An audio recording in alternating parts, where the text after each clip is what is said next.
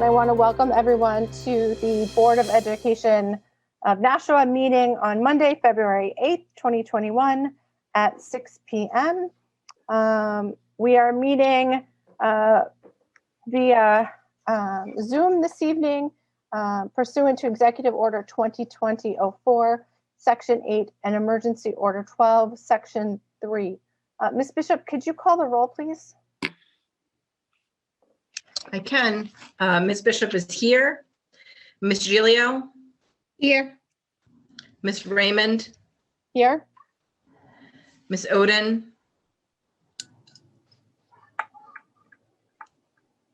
Here. Sorry. That's okay. Ms. Brown? Here.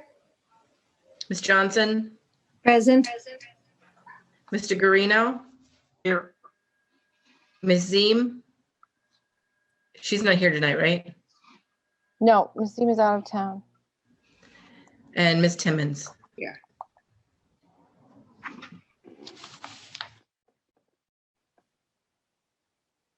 Okay. Thank you very much, Ms. Bishop. Welcome, everyone.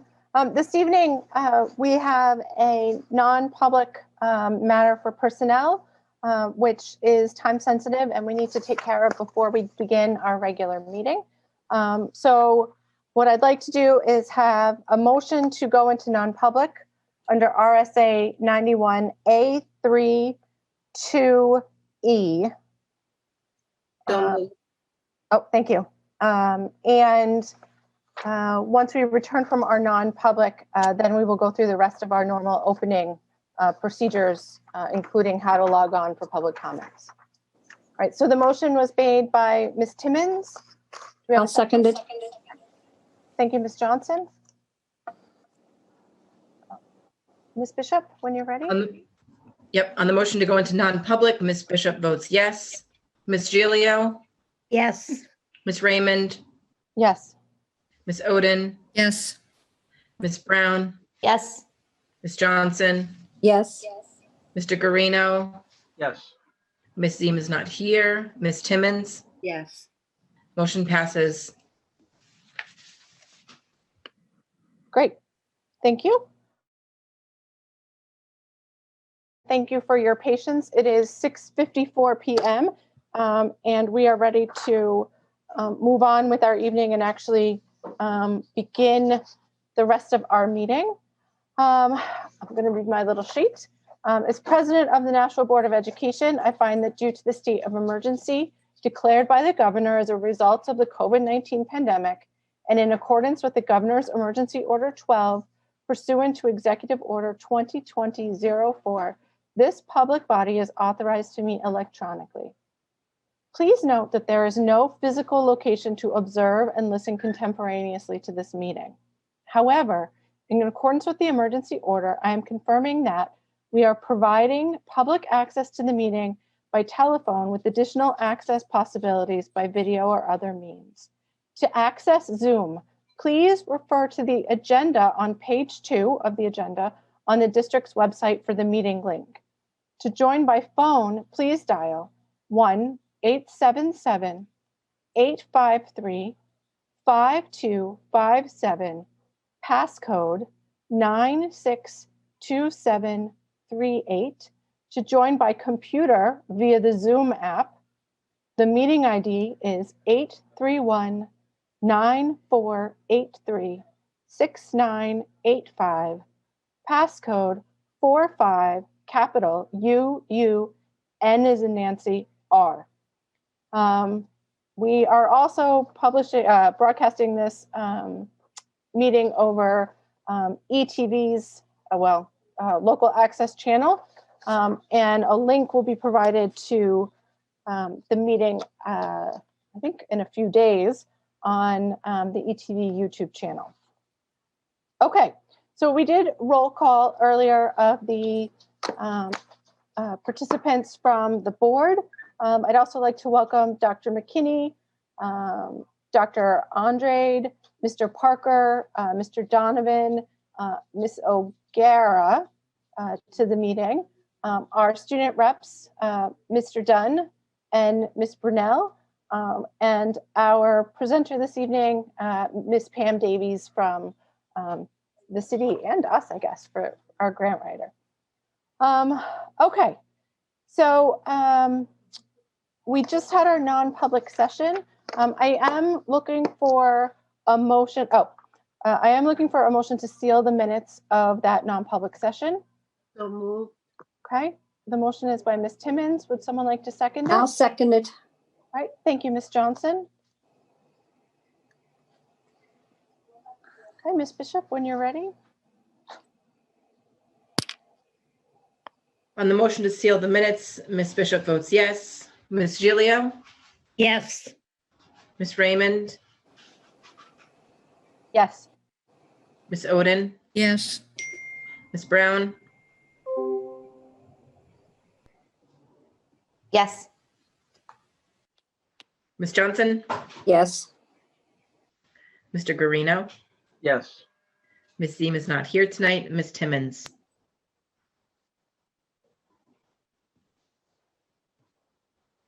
Okay, thank you, everybody.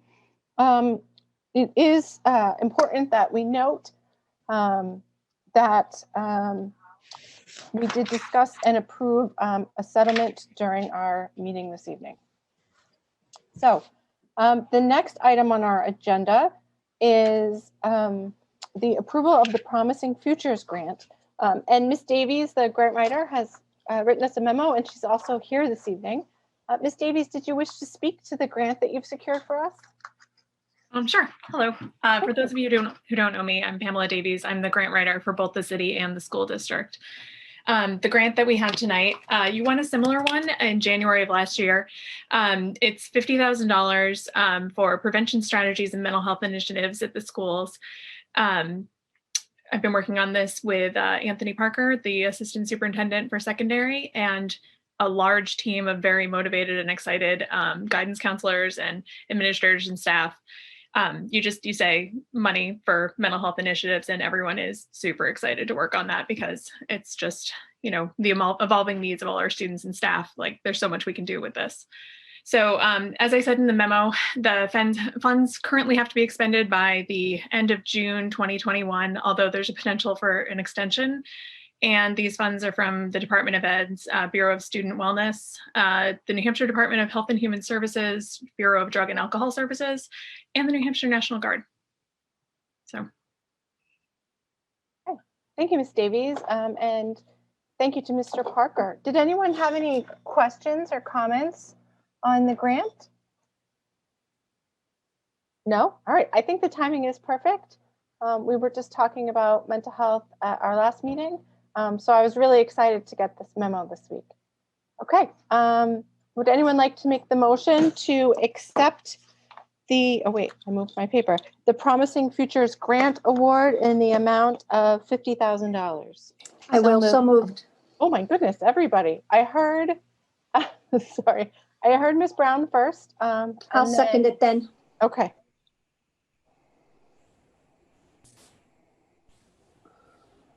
Okay, on the motion to accept Promising Futures Grant Award for $50,000, Ms. Bishop votes yes. Ms. Gilio, Yes. Ms. Raymond, Yes. Ms. Oden, Yes. Ms. Brown,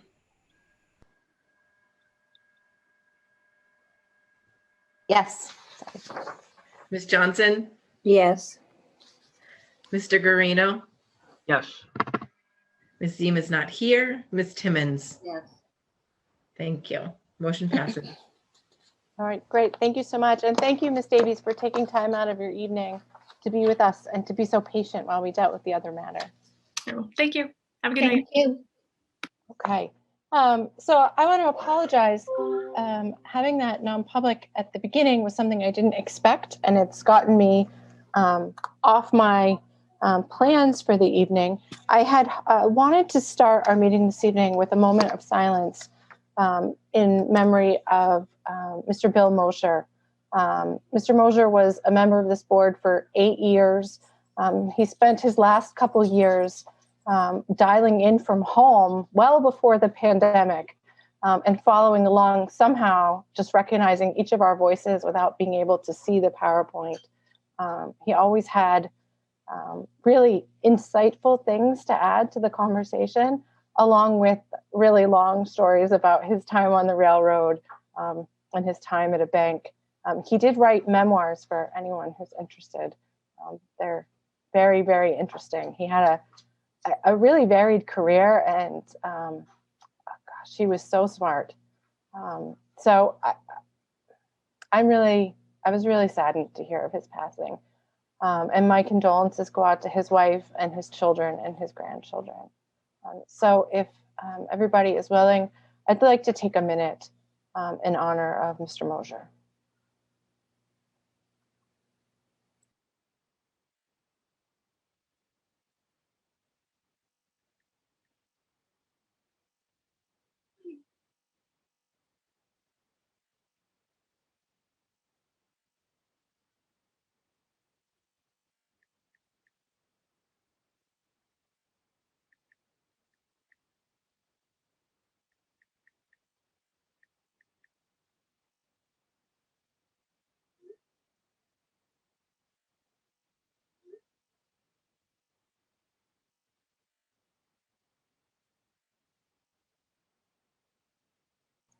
Okay, thank you all. I appreciate it.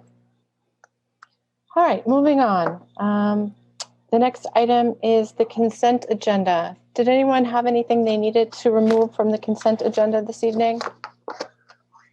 Seeing none, I would be looking for a motion to approve the consent agenda. Motion to approve the consent agenda? Thank you, Ms. Oden. Second. Go ahead, Ms. Brown. No, I said second. Oh, okay. Okay. Any discussion? All right, seeing none, go ahead. Ms. Bishop? Much later. Sorry, trying to get ETAs from the kids about when they get to go to bed. Ms. Bishop votes yes. Ms. Gilio, Yes. Ms. Raymond, Yes. Ms. Oden, Yes. Ms. Brown, Yes. Ms. Johnson, Yes. Mr. Guarino, Yes. Ms. Seam isn't here. Ms. Timmons? Yes, Sorry, yes. that's okay. Okay, motion passes. Okay, thank you, everybody. Nothing was removed. Did anyone have any communications outside of the consent agenda this evening? Okay, so this brings us to our first public question comment period, limited to items on this agenda. I am asking that we keep our comments to 2 minutes or less. I'd like to keep our public comment period to the 15 minutes that it has historically been on our agenda, and that I've historically been very bad at keeping track of. I'm also going to ask everybody that as you're speaking on items to items on this agenda, that we refrain from personal attacks. Same with all of our board members. It's important that we speak respectfully and set a good example, even though I know everybody has very strong feelings about everything on our agenda that they want to share with us. So let's get started. It is 7:05 p.m. So we have a goal to end public comments at 7:20 p.m. Go ahead, Ms. Kinsella.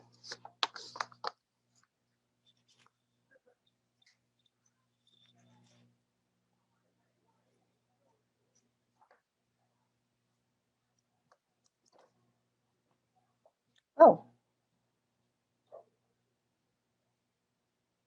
We're having, oh, there we go. Good evening, Ms. Prince. Hi. Hi, Ms. Prince. I'm going to start my 2-minute timer. If you could please state your name and your address for the record. Sure. Hang on, I'm just gonna mute I'm trying to stop your video player here. Okay, can you hear me? Hello? Yes, go ahead, please. Hi, this is Sonia Prince from Nashua, New Hampshire, 49 Tufts Drive. I know that many parents and students are doing great during the remote, and it's understandable that some parents and students are struggling. I get that. It's a lot of change during a pandemic. But as a parent, I was super thankful for technology and thankful that most kids are familiar with video games and were easily able to adapt. But for those struggling parents, there are tutors available out there through the state and the United Way. And also you can hire a tutor if that's another option. It's way cheaper than moving to a private school or moving out of the area if you need more help. And then of course, if doctors are needed because children are showing signs of depression, hopefully they consult their doctors and get them help to create, to treat the depression or help them create new routines. I read a great article on PBS, how to help kids build resilience amid COVID-19 chaos. And it's a great article to help parents who are struggling. So I hope they can look at that because I feel bad for the parents who are struggling. I am concerned about the Parents' Voice group who are upset because the school board is taking into consideration the advice from the health department to take decisions about the safety of our children and the teachers. They've publicly attacked teachers, school board members via TV, via these public calls, through media outlets, and they use all kinds of forms of intimidation. They even went to the length of sending me a request for a frivolous hearing to intimidate me by making an attempt to get a restraining order because they don't like when I fact check them online on Facebook, and I only discuss school policy and reopening or closing of the schools and trying to protect children and teachers. So that's how far they'll go. But anyway, I can assure you I never mention children's names or people's addresses online. I talk about the issues, and if they go in public on TV, I will criticize and fact check whatever they're saying. That's a given. But anyway, I wanted to just say thank you to the school board. You're doing a great job. You're taking into consideration the safety of our teachers and students, and I really appreciate it. Thank you.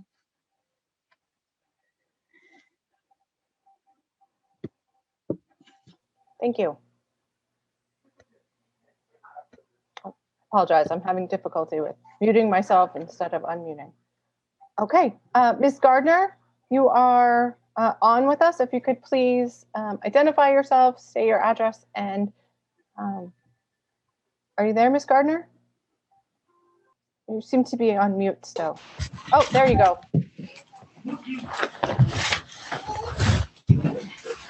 Ms. Gardner? Can you hear me? Yes, I can. Please go ahead. Hi, Kirby Gardner. I'm calling from Meadowview Circle. Yes, go ahead. Ms. Gardner, please speak.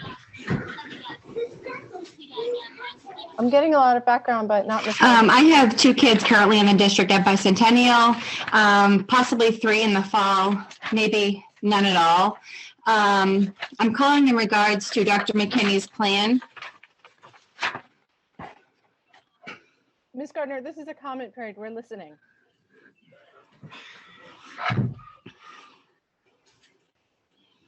I feel like he has a great plan in place as far as getting the kids back.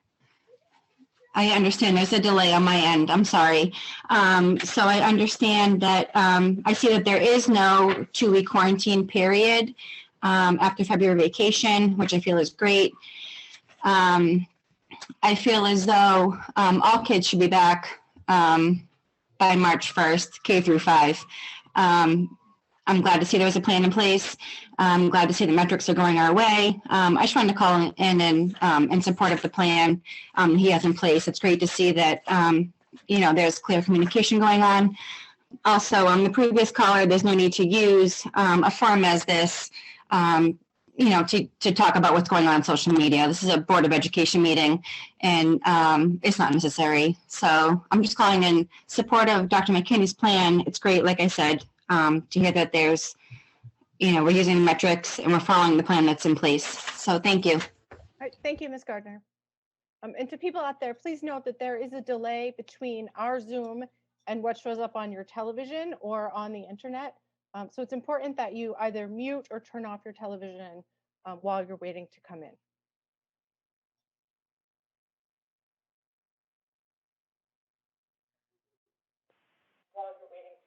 Hello, caller 6449. You're on the air. If you could please identify yourself and state your address and then your comment. Hi, this is Chelsea Lefevre of Seminole Drive. And I just was calling in imploring the board to remember a few things tonight when you're making your votes. The magic of learning happens in the classroom, and politics and personal feelings have cost our students academic quality due to certain kinds of votes. The board has made decisions for my family with no knowledge of our size, our makeup, or our needs, and I'm asking you to please take off your mom, dad, or grandparent hat and put on your elected official representative of the people hat tonight. And please listen to those that do know what's best for our families and help you get into those seats. Please let your decisions embody the wishes of the people. And offering us carrots in the form of hope would ultimately force us to your will when it's not in the best interest of our students is a bad policy. Please trust our parents. We know what we're doing and we know our kids. Please believe in the magic of the classroom again as much as we parents do. Thank you. Thank you.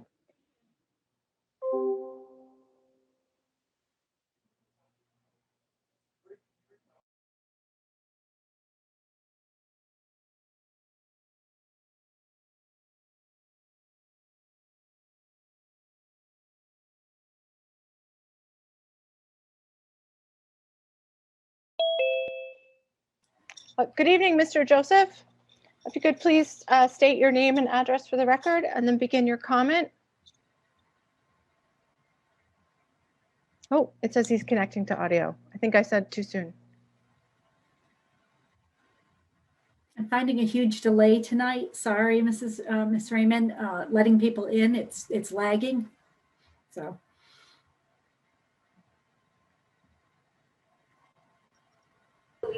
Oh, there we go. Mr. Joseph, you're on the air. If you could please state your name and address and keep your comment to less than 2 minutes. Were you talking to me, Heather? Yes, Mr. Joseph, go ahead. Just attending, that's all. I'm just listening in. I have no comment. Michael Joseph, 184 Main Street, Suite 309, Nashua, 060. Okay, then. Thank you, Mr. Joseph.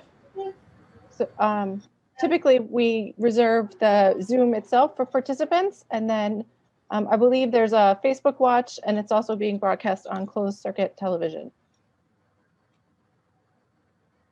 So, Ms. Kinsella?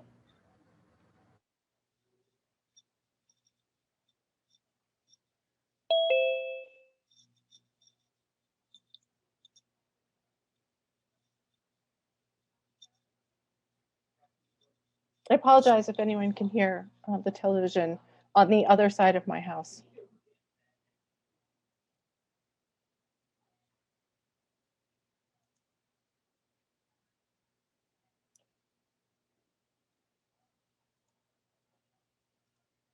I don't know. Miss Brown is wondering if we turned off our cameras, if that would improve the connection speeds. I don't think so. It's our own individual homes. I don't think it would help them any. I'm not sure what the delay is. Okay. I can let the next person in, I guess.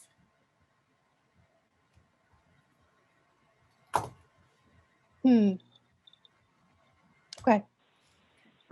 Person iPad 2, we're going to wait on this connection and we'll take a phone caller in the meantime. Caller 1182, you're on. If you could please state your name, address, and keep your comments to 2 minutes or less. Sure. My name is. Go ahead. I apologize for the noise in my background. I'm going to mute myself. Okay. My name is Lisa, and I'm calling from Bedford Street in Nashua.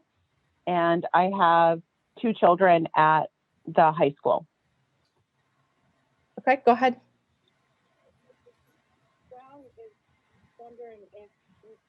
Lisa, did you have a comment? Yes, I do.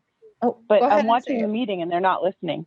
Oh, on the meeting, there's a delay of about a minute between what you're saying and when it shows up on the television. So please go ahead. Oh, okay. All right. So I am concerned about changing into hybrid and the lack of direct instruction going from 4 days to 2 half days. I am also concerned about what this will look like for kids that are in the CTE program. And I was wondering if the board could speak to what they envision that looks like for those kids who are in CTE. Okay, thank you for your comment. Dr. McKinney will be giving a presentation later in our agenda.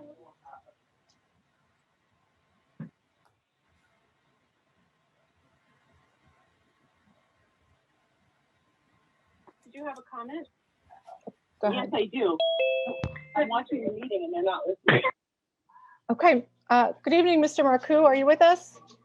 Yes, I'm with you. Hello. Okay, great. Go ahead. 2 minutes, please. Good evening. This is NT President Adam Marcoux. I live at 4 Jalori Lane. I have 2 children in the Nashua School District. Real quick, as we roll out into what looks like the next phase of learning in the Nashua School District this school year, our staff has a lot of unanswered questions still. I'm hoping after tonight's meeting, a lot of those will be answered. I'd like to thank Dr. McKinney for his time in addressing the concerns that I've been addressing with him since his appointment last week. We are getting answers to questions that are helping us along quickly, which we appreciate. We still have some, which is to be expected, and we may get answers that cause more questions, which seems to be how things are working right now. So we do appreciate that. We do have I have concerns about the lack of a quarantine after February vacation, not because I have concerns that I'm trying to put this nicely and not to paint a broad brush of everyone. We have sometimes people come to school when they shouldn't.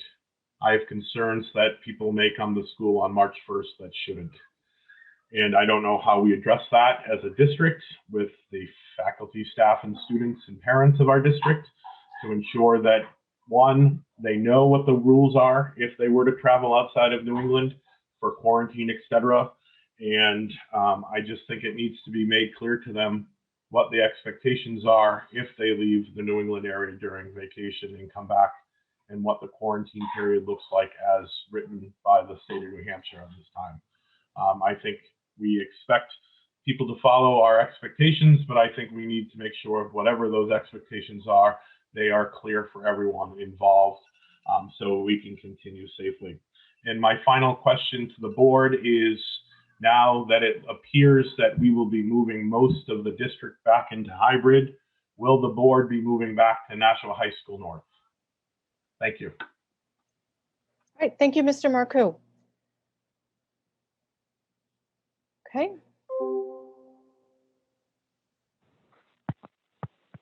Okay, hello, caller 8413. Hi, yes, can you hear me? Yes, please go ahead and state your name, address, and keep your comment to 2 minutes, please. Super, absolutely. My name is Wendy. I'm calling from 8 Margaret Circle in Nashua, New Hampshire. I'm a parent of Nashua South Senior. I'm calling, I've seen on the agenda Dr. McKinney's plan for getting kids back in school. I applaud him for, and thank him from the bottom of my heart for getting them phased in more quickly. I think that's wonderful. I do not think non-agenda items should be allowed by the board, such was the case in the first caller. I think that the caller should be shut off when they do that, just as a point of information. I'm sure that's probably in the rules somewhere as well. So thank you, Dr. McKinney. Please get our kids back in school that choose to be. Those are in remote, can choose to stay in remote, and that's wonderful for them. Please give us our choice. Thank you. All right, thank you, Ms. Keefe. Okay, it is 7:20 p.m. We have reached the 15-minute time limit allotted on the agenda for public comments. When we go back to public comments later at the end of our agenda, please remember, those of you who are watching, that there is a delay between what is out on your television and what we do, well, between what we're saying and what's on the television, because there's a broadcast delay. Second, Please remember that our policies require that people put their first and last names and their address when they make a comment, just as they do at all other public meetings across the state. So thank you very much. Okay. I think that was a good section of public comments. Dr. McKinney, superintendent's comments. Thank you, Madam President. Certainly want to express our deepest condolences to Mrs. Mosier and the Mosier family on the passing of Mr. William Mosier, who died Monday, February 1st. Mr. Mosier served 3 terms as a member of the Nashua Board of Education from January 2008 until December 2019. He also often served on the Finance and Operations Committee and was a longtime advocate for secondary students pursuing classes in our high-quality technical education programs. Online kindergarten registration began today. This year, for the first time, we are using an online registration integration with our Follett Aspen student database system. For families who do not have access to a computer, the neighborhood elementary school will give them support either in access to a computer to complete one registration or a paper copy of the registration packet. The neighborhood schools will contact families to follow up with required documentation that completes the registration, and once complete, placement in kindergarten is initiated. I want to thank Kathy McIntyre and the Office of Student Services and ELL, who has led the effort along with members of our technology department and our school secretaries to roll out this new and more efficient way of registering our kindergarten students. Thank you, Mrs. McIntyre. Title I Preschool is now registering children for the upcoming school year. Children must be 4 years old before September 30th, 2021. Families located in the Amherst Street, Birch Hill, Dr. Chris, Fairgrounds, Ledge, Mount Pleasant, or Sunset Heights may be available for this Monday through Friday program. And for more information, please contact the Title I office. Our IT department has been working diligently to prepare laptops for teachers, and distribution to teachers began this week. So special thanks to our technology department to getting laptops out to our teachers. In accordance with New Hampshire state law and Nashua School District policy, over 840 elementary staff received 2 hours of training in suicide awareness and prevention on Friday, January 29th, 2021, facilitated by Connors Klein. Thank you to all elementary school building faculty and staff, designated volunteers, and any other personnel who have regular contact with students, including contracted personnel or third-party employees who attended this training, as well as to Connors Klein for this wonderful free training. And lastly, congratulations to 7 Nashua High School South seniors who were nominated as U.S. Presidential Scholar candidates. Anirudh Bacharaju, Rucha Dave, Neil Kachapelli, Shreya Nagri, Arya Patel, Rebecca Zhu, and Ruben Zoe. We can't remember a time when so many students were selected, 7 this year. Scholars are chosen on the basis of their accomplishments in many areas, academic and artistic success, leadership, and involvement in school and their community. The U.S. Presidential Scholars Program was established in 1964 by an executive order of the president to recognize and honor some of the nation's most distinguished graduating high school seniors. Congratulations to our 7 candidates and good luck with the final selection process. Thank you. Thank you, Dr. McKinney. I'm going to go around regarding the board response to the superintendent's comments. I conveniently lost my little sheet that has where we are in our rotation. Oh no, there it is. Okay, Ms. Johnson. Sorry about that. Trying to use the iPad tonight. I'd just like to say congratulations to our students. Thank you. Thank you. Let's see, Ms. Oden.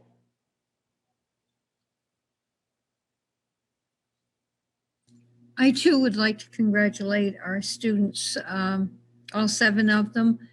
And also I want to congratulate their families and their teachers. It's quite a process there, and congratulations to all of them, and thanks for all the support they've been given. Thank you. Ms. Timmons?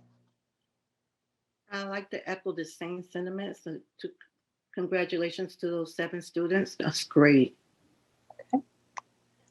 Ms. Seaman's not here. Ms. Bishop? I also want to congratulate all of the students and the new program that we have going. Been enjoying the updates from Mr. McKinney as well. I think everything is going smoothly, and I'm excited to see the presentation tonight. Mr. Guarino? Oh, Ms. Gilio and then Mr. Guarino. Hi, I also would like to congratulate the students, and I want to thank Dr. McKinney and his team for all of the good information that we have included in tonight's packet that has to do with the hybrid plan and moving forward. Thank you. Did you skip Miss Brown or am I wrong? I did. I got all excited about putting your name in the right spot. And That's all right. I make these lists and then I don't read them. Ms. Brown? Thank you. I appreciate it. Thank you for reminding me, Mr. Garino. I was kind of like, oh. So yeah, thank you. I guess I just need to echo everything else that everyone said. Thank you for the presentation, the updates, Dr. McKinney, and the clarity. I really want to thank the teachers and staff that attended the training last week, because I think that was really valuable at this point in time. And thank you for that, taking that time and applying those practices. And of course, to the 7 students for the Presidential Scholar. That's really awesome. So thanks. Thanks, Ms. Brown. Now, Mr. Guarino, and I apologize. That's okay. Thank you, Madam President. I just want to congratulate the 7 seniors on their presidential scholarships. And I'd also like to extend my condolences to the family of Mr. Bill Mosher. I think that the city of Nashua owes Mr. Mosher a big thank you for his service all those years to the city. And I personally looked up to him when I was a new member of this board for his leadership. He had a lot of life experience, a lot of technical experience, and deep institutional knowledge of this board. And so we're going to miss, we do miss Mr. Mosher, and our prayers go out to him and his wife and his family. Thank you, Mr. Guarino. I just want to say thank you to Dr. McKinney for the update. It's nice to hear about valuable trainings. It's really nice to hear about students who are so successful and so recognized. So I'm so glad that we were able to hear that this evening. So thank you and congratulations to them and their families. Next up, student member of the board comments. Mr. Dunn and Ms. Burnell, I understand that you have a presentation for us this evening. Which one of you would like to share your screen? And are you both taking turns talking? Should I just get out of the way and let you go? So I'm going to share my screen and then we both are alternating speaking. All right, I'm going to put myself on mute and pay attention. Thank you. And I can't see everyone's screen when I start sharing, so I'll just ask if everyone can see.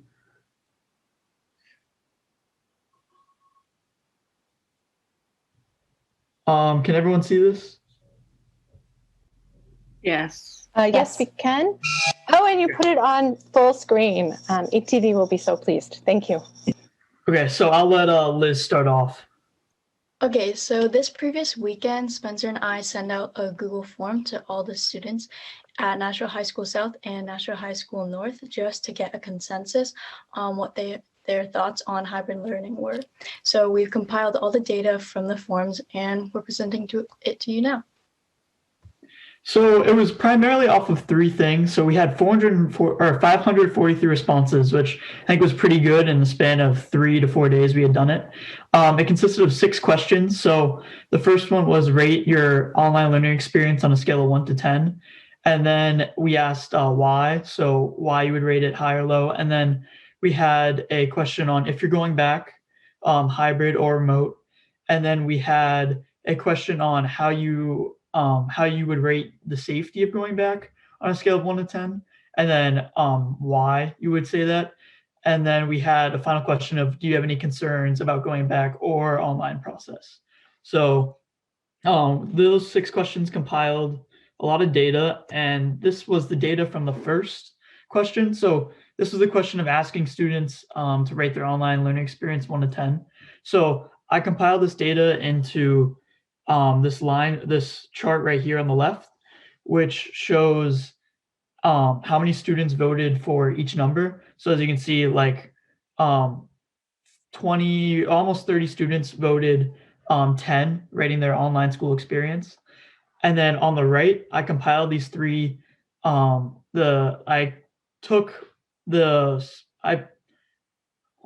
say this? So I took all the data and I compiled it into thirds. So the bottom third would be in between 3.3 and 0. So basically, how many people were dissatisfied with online learning, how many people were neutral on it, and then how many people were satisfied. So only 20.8% were satisfied with online learning this year. 50.3% were neutral, and then 28.9% were dissatisfied. And based on their answers on why they voted this way. So on the left, you can see we have the positives, so kind of like the pros and what the kids liked about the online schooling. And then on the right, you have negative comments. So I'll just go over a couple positive comments. The kids were really satisfied with the sleep schedule, waking up at 9. And then some reported that they had adapted to the online school schedule. And most comments were directed to the performance of teachers and how helpful they've been. People also like the set schedule and routine of online schooling, and they said that they can do schooling in the comfort of their own bedrooms. And then the last box in the left is a quote of one of the students, and it reads, "Honestly, if it wasn't for remote, I don't think I would be passing senior year. The teachers is what really make remote very easy for me. Each teacher that I had would be very helpful and understand what we were going through." And then on the right are the negatives, and people were really dissatisfied with the material, and they reported that they had difficulty grasping it. And people were also upset with the lack of peer connection. They also said that they were struggling with mental illness issues. And people said that the internet connectivity issues were also a big thing. Lastly, people said that they had an increased workload compared to in-person schooling. And then finally, the quote reads, "I really miss being in person, being able to connect with any peers and getting face-to-face instruction. It gets kind of lonely being on Zoom and having that classroom experience." And then this were the data on asking students about in-person safety. So as you can see, the two highest rates were 10 and 1, which we expect. People are very polarized on going back and not. So 10, almost 80 students voted 10 as they were most comfortable going back, and about 70 voted 1, they were not comfortable going back at all. But when you recompile the data into thirds, about 40% of students felt very comfortable going back. Only 27.6% felt okay going back, neutral, and 32% of the population did not feel safe going back. And finally, these are the reasonings for why people chose to stay online or return to school. So online students didn't want to risk their health, and they enjoyed the convenience. They reported that the schedule was more flexible, and their concerns regarding instituting COVID regulations were a little bit iffy for them. And then finally, they said that they've just adapted to the online model and would prefer to stay at home. And then on the right side, students who are choosing the hybrid model say that they look forward to more social interaction and the ability to be in school and just grasp the material better. And they're looking forward to really connecting with teachers as well. Additionally, they said that they wanted to regain their passion of learning because one concern was the lack of motivation that online school has brought to many students. And then finally, they hope to achieve better mental health. So that is the end of our presentation, but I wanted to add a couple things that were brought up a lot. The biggest was basically how do we enforce masks? So a lot of students said that they didn't feel safe because they didn't know that mask enforcement or people didn't care as much as they did. So they wanted to know the repercussions of what happens if you didn't wear your mask correctly or you weren't abiding by the safety protocols, which I am hoping that Dr. McKinney can go over tonight too in his presentation. And I think that's all the data. That's all we put through. And I thought the 543 responses were quite insightful. And we were thinking that we would actually make a Google form every month on the agenda where we can really get the opinion of the students. So if we were in person, you'd be getting a round of applause. So I'm going to clap for you. That was wonderful. And I'm really grateful that you guys went out on your own and decided to do this, because this is really important, meaty information for the board to have, and I think for administration to have. So thank you so much for taking the initiative to do that. I know that there are a few questions, and we'll get to those. I just want to make sure that I ask you to email me the Google Slides so that I can make sure that it is attached to the minutes of tonight's meeting, because I think I just think it's really important, and I want it to be there for people who are watching the meeting later and want to look at the reference materials. So thank you very much. Okay, Mr. Guarino. Thank you. I have a quick question. First, I want to say this is great work. Thank you very much. I think you guys have done a great job here reporting on what your fellow students are thinking. I just have a question about the sample size. Do you feel that you had an adequate sample size that was good enough to reflect representation of what your students are thinking? And do you think you can improve the number of responses, or do you have any ideas about how you can improve the number of responses? But as I said, I think you guys did a great job, and it's not a criticism. I just wanted to see what your thoughts were on that. Yeah, so actually Spencer and I both reached out to the people who run each classroom or Google Classroom for each grade level. So we had the Google form posted on that platform, and I know Spencer was able to reach the Instagram for Nashua High School North. So I think that one concern for us, at least, was that we weren't able to speak to the students, and it was more difficult with online schooling. So I think that this is the most optimal way to really get a consensus on what people are thinking. Thank you. Okay, thank you. Ms. Timmons. Yes, you guys did a wonderful job. You had a short time to do it. That sample was huge. I didn't expect that. So congratulations. You did a beautiful job. And I think if you had more time, you would have more samples. So congratulations. Job well done. Thank you. Thank you. Go ahead, Ms. Johnson. Thank you. I'd like to thank them both, because we don't know what the students are thinking. We're hearing from the parents, and it's nice to hear what they're thinking and what they're feeling about remote or being in school. And I guess part of my biggest concern, and I've said it all along, is about the social ability and their emotional well-being here. And I think it's coming out. And our students, whether you're young, middle school or high school, that socialization is a very important piece. Even us as adults, if you take our socialization away, some people like to be social, some don't. I'm social, but it's an important piece. And thank you so much for doing this, because it really sheds some more light on why our students really need to be back in school.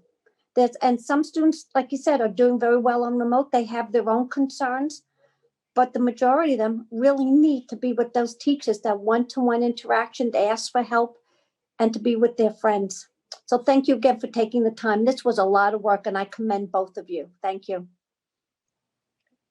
Thank you, Ms. Johnson. Okay, does anybody else have any questions? All right, I don't see any. Thank you so much, Mr. Dunn and Ms. Brunel. Did either of you have anything else for your student member comments? I did want to add one thing. I do want to give credit to Liz. This was all her idea and I helped. So I just want to give credit to her. She was the one who came up with it and it did turn out quite well with some solid data. I did not expect 543 responses in such short time. And in the future, I do want, as Mr. Greeno stated, we can, in online learning, we can also expand this. I mean, it was our first time doing it. So we can expand to other teachers and ways of communication with the students and get a greater consensus if we do this again, which I'm hoping could be a monthly thing where we can ask students topics that are on the agenda and their opinion. Oh, that's interesting. If that is your plan, please let us know if you want it to be topical to the agenda or if you, as opposed to topics that you choose, because Dr. McKinney and I only set the agenda about a week before, but we could certainly let you know what we're thinking of after we have that meeting so that you have a topic to go out and you're not having to wait to the last minute on Friday when the agenda is posted. Okay, thank you. That'd be super helpful. Okay, great. And thank you, Ms. Brunel. I just think it was a brilliant idea. So. Thank you. I really enjoyed doing it. I'm glad that we could reach out to the students. All right. Okay. So two things. Housekeeping. It's 7:42. We officially started at 5:45 this evening because we knew we were going to have that non-public. It lasted like an hour. So technically our 2-hour time limit is up in 2 minutes. And we haven't gotten to the meat and potatoes of the decision-making part of the evening where we need to actually vote on things. So at this point, I'm asking that the board agree to extend the meeting for at least, I would say, I think it'll take us a good 45 minutes, perhaps even an hour to get through the work that the district needs us to do. Ms. Giglio, you made eye contact. What are you thinking?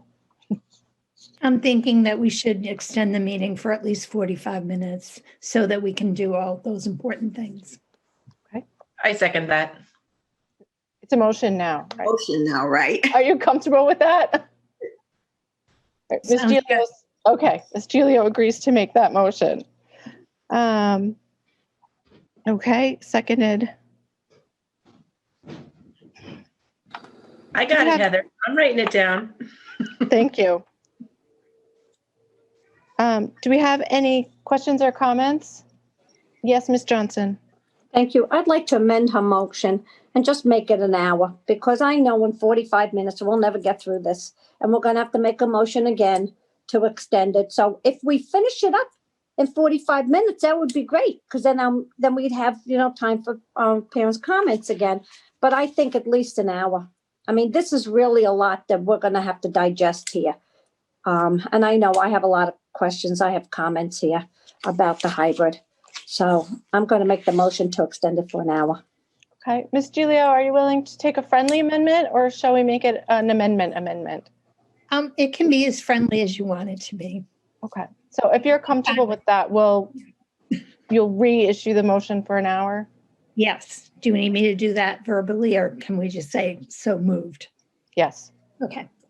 Ms. Bishop, are you comfortable continuing to second that now that it's an hour? Yes. Okay. I'm going to change my notes to say an hour then. Okay. Any other comments or questions? Great. Okay. So on the motion to extend for 60 more minutes, Ms. Bishop votes yes. Ms. Giglio? Yes. Ms. Raymond? Yes. Ms. Oden? Yes. Ms. Brown? Yes. Ms. Johnson? Yes. Mr. Guarino? Yes. Ms. Zima is not here. Ms. Timmons? Yes. Motion passes. Okay. Thank you very much.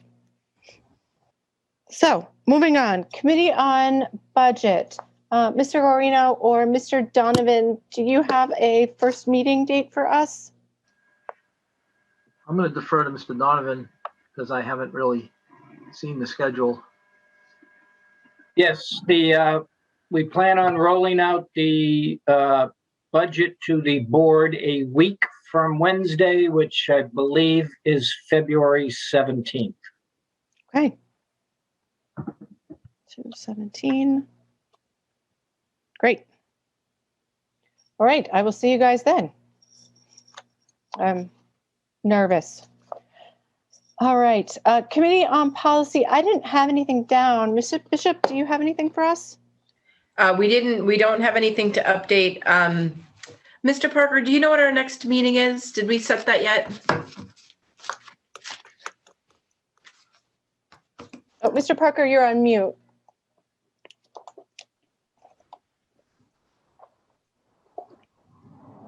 Sorry, I don't have the date on the top of my head, but it is set, and I can get that to you tomorrow.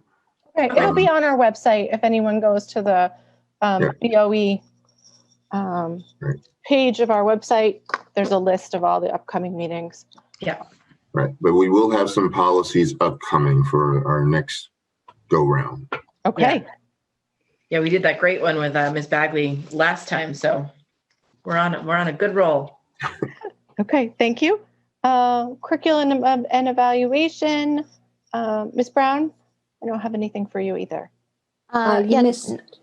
Oh my goodness. What? I was just going to interrupt and I apologize. You missed Committee on Finance and Operations. I sure did. Sure did. And that's going to be a meeting tomorrow night. Okay, I apologize, Ms. That's Johnson. okay. Just didn't want you to skip us. Okay, are you able to do that? I'm planning on it tomorrow. Hopefully I'll get my connection through my iPad. But if anything goes wrong, Ms. Oden said that she'd work with me on this. Okay, great. Okay. All right, looking forward to it. I apologize, Ms. Johnson. Now, Ms. Brown. Thanks. So nothing new to report. We have a meeting on February 15th. Okay.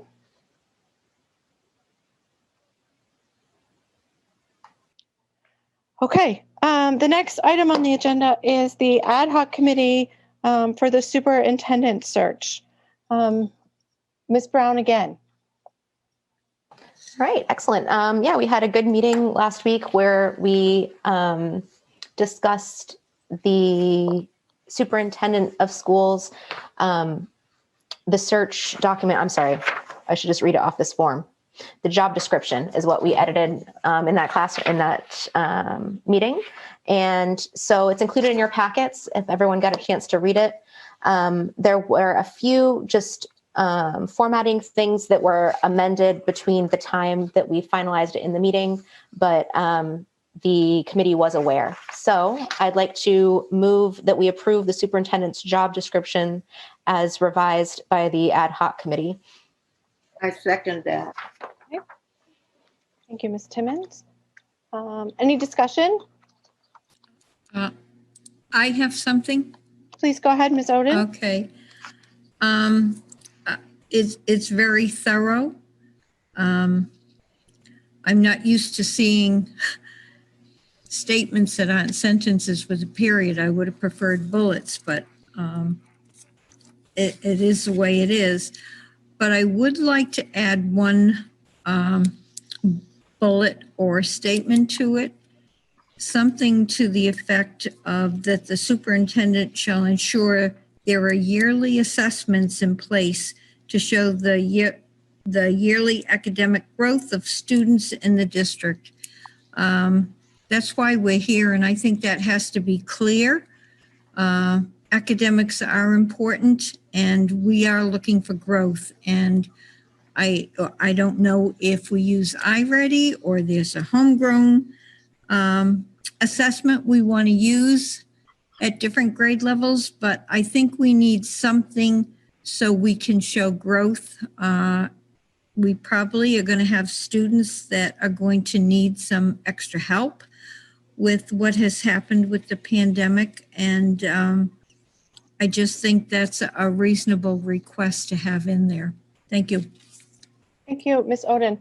I wrote down that you wanted to add the superintendent will ensure yearly assessments to evaluate the academic growth of students. Is that correct? That's good. Okay. Is that a motion? And I'll make it a motion if somebody wants to second it. I'll second it. and where are you thinking you'd like that to go?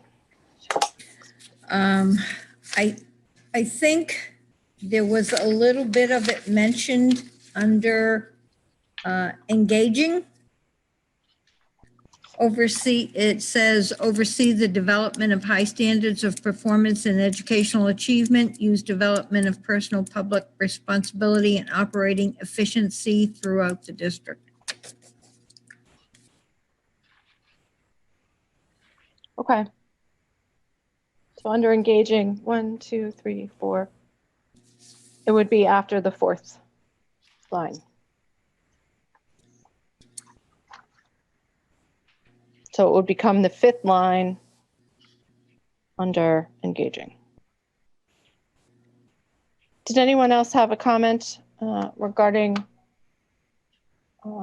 Ms. Oden's amendment to the motion? I'd just like to hear the motion again. I'm sorry. I didn't catch all the phrasing. Okay. I'll redo what I wrote down that I read a second ago.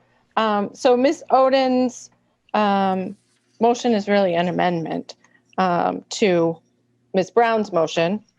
And her amendment is to add the line, the superintendent will ensure yearly assessments to evaluate academic growth of students. And she would like that line to be added under the second page under engaging, and it would be the fifth line. I got it. Thank you. Thank you, Mr. Guarino. Okay, I don't see any other hands. Am I missing anybody? No? Okay. Since I don't see anybody else asking to speak, I will ask Ms. Bishop to first take the roll call on the amendment, which is adding of that line. Mm-hmm. And then after that, we will take the roll on the original motion, whether or not it is amended. I have it written down. Okay, so Ms. Bishop votes yes. Ms. Giglio? Yes. Ms. Raymond? Yeah, sure, yes. Ms. Oden? Yes. Ms. Brown? Yes. Ms. Johnson? Yes. Mr. Guarino? Yes. Ms. Seam isn't here. Ms. Timmons? Yes. Motion passes. Okay, so the amendment has passed. So now the motion by Ms. Brown is move to improve the superintendent's job description as revised by the ad hoc committee and as revised this evening. Who seconded that again? Ms. Timmons. Oh, sorry, Ms. Timmons. Thank you. I don't see any hands for further discussion of that. So when you're ready, Ms. Bishop. Ms. Bishop votes yes. Ms. Giglio? Yes. Ms. Raymond? Yes. Ms. Oden? Yes. Ms. Brown? Yes. Ms. Johnson? Yes. Mr. Guarino? Yes. And Ms. Timmons?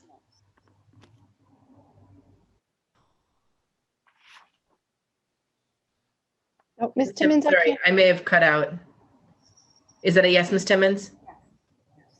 Okay. Yes. Okay. Okay, motion passes. Okay. Thank you. Do you have anything else for us, Ms. Brown? Not at this time. We also spoke about interviewing. Actually, I guess I do have something at this time. We spoke about interviewing 2 consulting companies, and we're going to work on that this week to come in and help us with the search. And so we'll probably need some board approval of funding should we choose to do that. But no updates yet. Okay. Thank you for keeping us in the loop. I appreciate that. Okay. Next is the Committee on Human Resources, which met earlier this evening. And I have already forgotten. Ms. Timmons, was that you or? I did it. Okay, sorry. Okay. No problem. I'd like to suspend the rules to introduce motion from the HR committee that was held earlier this evening. And I second it. Okay. Thank you. Any discussion? I don't see any. Ms. Bishop, when you're ready on the motion to suspend the rules. On the motion to suspend the rules, Ms. Bishop votes yes. Ms. Gilio? Yes. Ms. Raymond? Yes. Ms. Oden? Yes. Ms. Brown? Yes. Ms. Johnson? Yes. Mr. Guarino? Yes. Ms. Timmons? Yes. Motion passes. Thank you. Motion to approve the job description, the HR agenda. Personnel recommendations. Personnel, thank you. Personnel recommendations of February 8th, 2021. Second. Thank you, Ms. Timmons. Anyone have any comments or questions? I will say, Ms. O'Gara did inform us, we have a job share, and the policy is the job shares only last for 2 years. This job share has been extended for an extra year. We don't need a change in the policy, but she did inform us that there is a policy and this is an exception to the policy, and we accepted that. Thank you, Ms. Oden. That is important information. Okay. If everyone is ready to cast their vote, Ms. Bishop?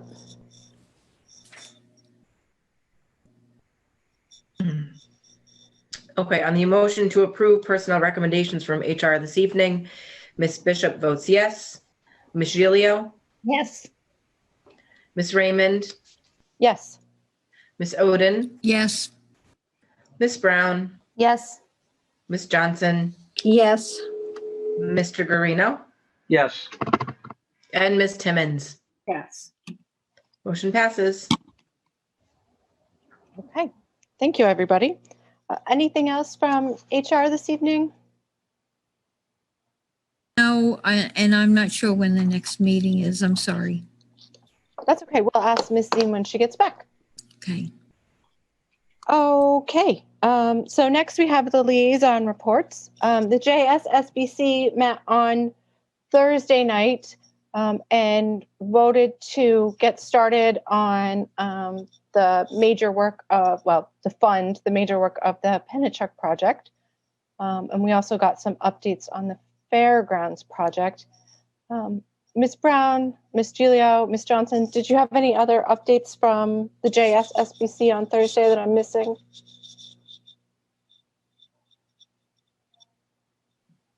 No. No. Okay, I'm seeing nothing. So thank you, everybody. So the next item on liaison reports is the student liaison. That's Ms. Timmons. Do you have anything for us? Yes, we did meet last week and we discussed the presentation that we seen tonight. You guys did a wonderful job. I'm so impressed. We meet again on March 17th, 2021 at 3:00. Okay. Thank you so much. And thank you to Ms. Brunel and Mr. Dunn for being willing to take on all of this in addition to your academics and extracurriculars. It's quite a bit. Okay, and then the next liaison we have is the board voted 2 months ago to create a redistricting committee. Do we have any reports or updates from the redistricting committee? Mr. Parker, have y'all started to meet yet? We had an initial meeting and then we reconstituted it and we met on Monday. Or within the last week.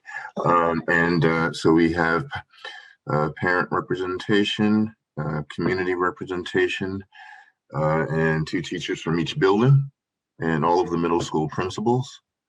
And Alderwoman Shoshana Kelly is our to the town city representative. And so we had a good reconstituted first meeting, and we had some different people who are on it. And I'm sending out those minutes, and the agendas will be posted for the public to see on our website. Thanks to Ms. Stacy Hines, our communications director, who sits on the committee as well. So we're launched, and we'll be keeping you updated via the website and anytime the superintendent needs a report. So. Great, thank you. And do we have a board representative on that committee? Was it Mr. Garino is my co-chair. Okay. Yes. Okay. Mr. Garino, let me know if you need any assistance getting to the meetings, if they're during the day, and we can talk about making sure that you have an alternate. Okay. Yep. I believe Ms. Giglio is the alternate. Oh, okay. We did that already. Look at us being forward thinking. Okay. Thank you so much.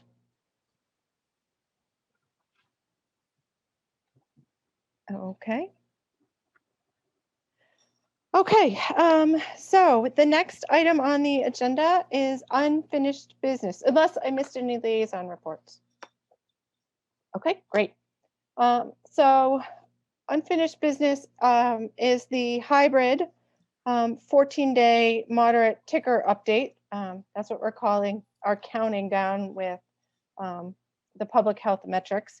And I understand that Dr. McKinney has some proposals for us this evening. So take it away, Dr. McKinney, whenever you're ready. Okay, thank you, Madam President. Included in your packet is a memo bringing you up to date in preparations for hybrid learning. We've been sending notifications to families and staff on trends in the metrics and consecutive days, giving them notification on a possible transition to hybrid learning. Thanks to our pretty talented folks downtown at the city Division of Public Health and Community Services, we established a in-person contact tracing plan. We reviewed this at district office. Tomorrow we have an all admin meeting, so we'll be going it over this document with the principals, directors, led by our head school nurse, and some representatives from public health. Mrs. Hines, our communication director, has been working with public health on updating letters of notification should COVID come to fruition at some of the buildings. So we have letters prepared for principals to send out for school notification, classroom notification, and on the bus. The fourth thing you'll see in the memo here is a proposed schedule for the transition to hybrid. Currently, we have our Nashua Early Education program running of our preschoolers, special education, and CTE. We're at day 10 now, so the metrics hold per the board's motion. The recommendation from the principals and the leadership team is beginning February 15th for hybrid K1, middle school grades 6 and 8, high school 9 to 12. And then March 1st, hybrids for grades K to 3, and then the same for middle and high school. And then March 8th, hybrids for grades K to 5, and the same for middle and high school. The reasoning for the changes or the slow kind of transition at the elementary level is mainly safety. Our younger students need to relearn arrival, dismissal, how to come and go into the buildings safely. K1s have been in already, and then they have to kind of become familiar with what that looks like when they're our second, third, fourth, and fifth graders in the buildings as well. And then expectations for parent communication. Schools will reach out with scheduling information 1 week prior to hybrid starting. And then we'll use the contact letters to notify families when COVID situations arise. The next step with the contact tracing plan in partnership with the union is to share that across the district and have a common expectation on communication. I think one of the things we've experienced so far is we need people to communicate timely and effective information to the principals and the administrators so we can get that information to public health and make good decisions. Certainly rumors and misinformation only make the process more challenging. So with that, that's kind of a brief update, and also behind the memo are sample schedules for hybrid learning K-12 for your review. Thank you. Thank you, Dr. McKinney. Mr. Guarino, I'm just going to go around because I imagine that everybody has a question. One thing I noticed Dr. McKinney was on, well, I noticed a couple things. On the hybrid schedule for the middle school, it says cohort A in person every single day and cohort B remote every single day. And I wondered if that was not correct. I don't believe that's correct. That was pointed out today in an email. Okay. Oh, it says it right above it. So A is Monday, Tuesday, and B is Wednesday, Thursday. Wednesday, Thursday. Okay. Okay, so let's go around because I'm sure people have questions, and then I have some as well if they don't get asked. Ms. Timmons, not to put you on the spot, but you're next in my rotation. Thanks for putting me on the spot, but I'll wait. Okay, I'll come back to you. We'll just start at the beginning of the oh my goodness, alphabet. Ms. Bishop. I will second Ms. Timmons in the, come on, man. No, I was looking forward to listening.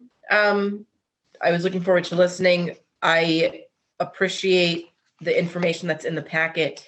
It does make sense to me. But I don't think I have any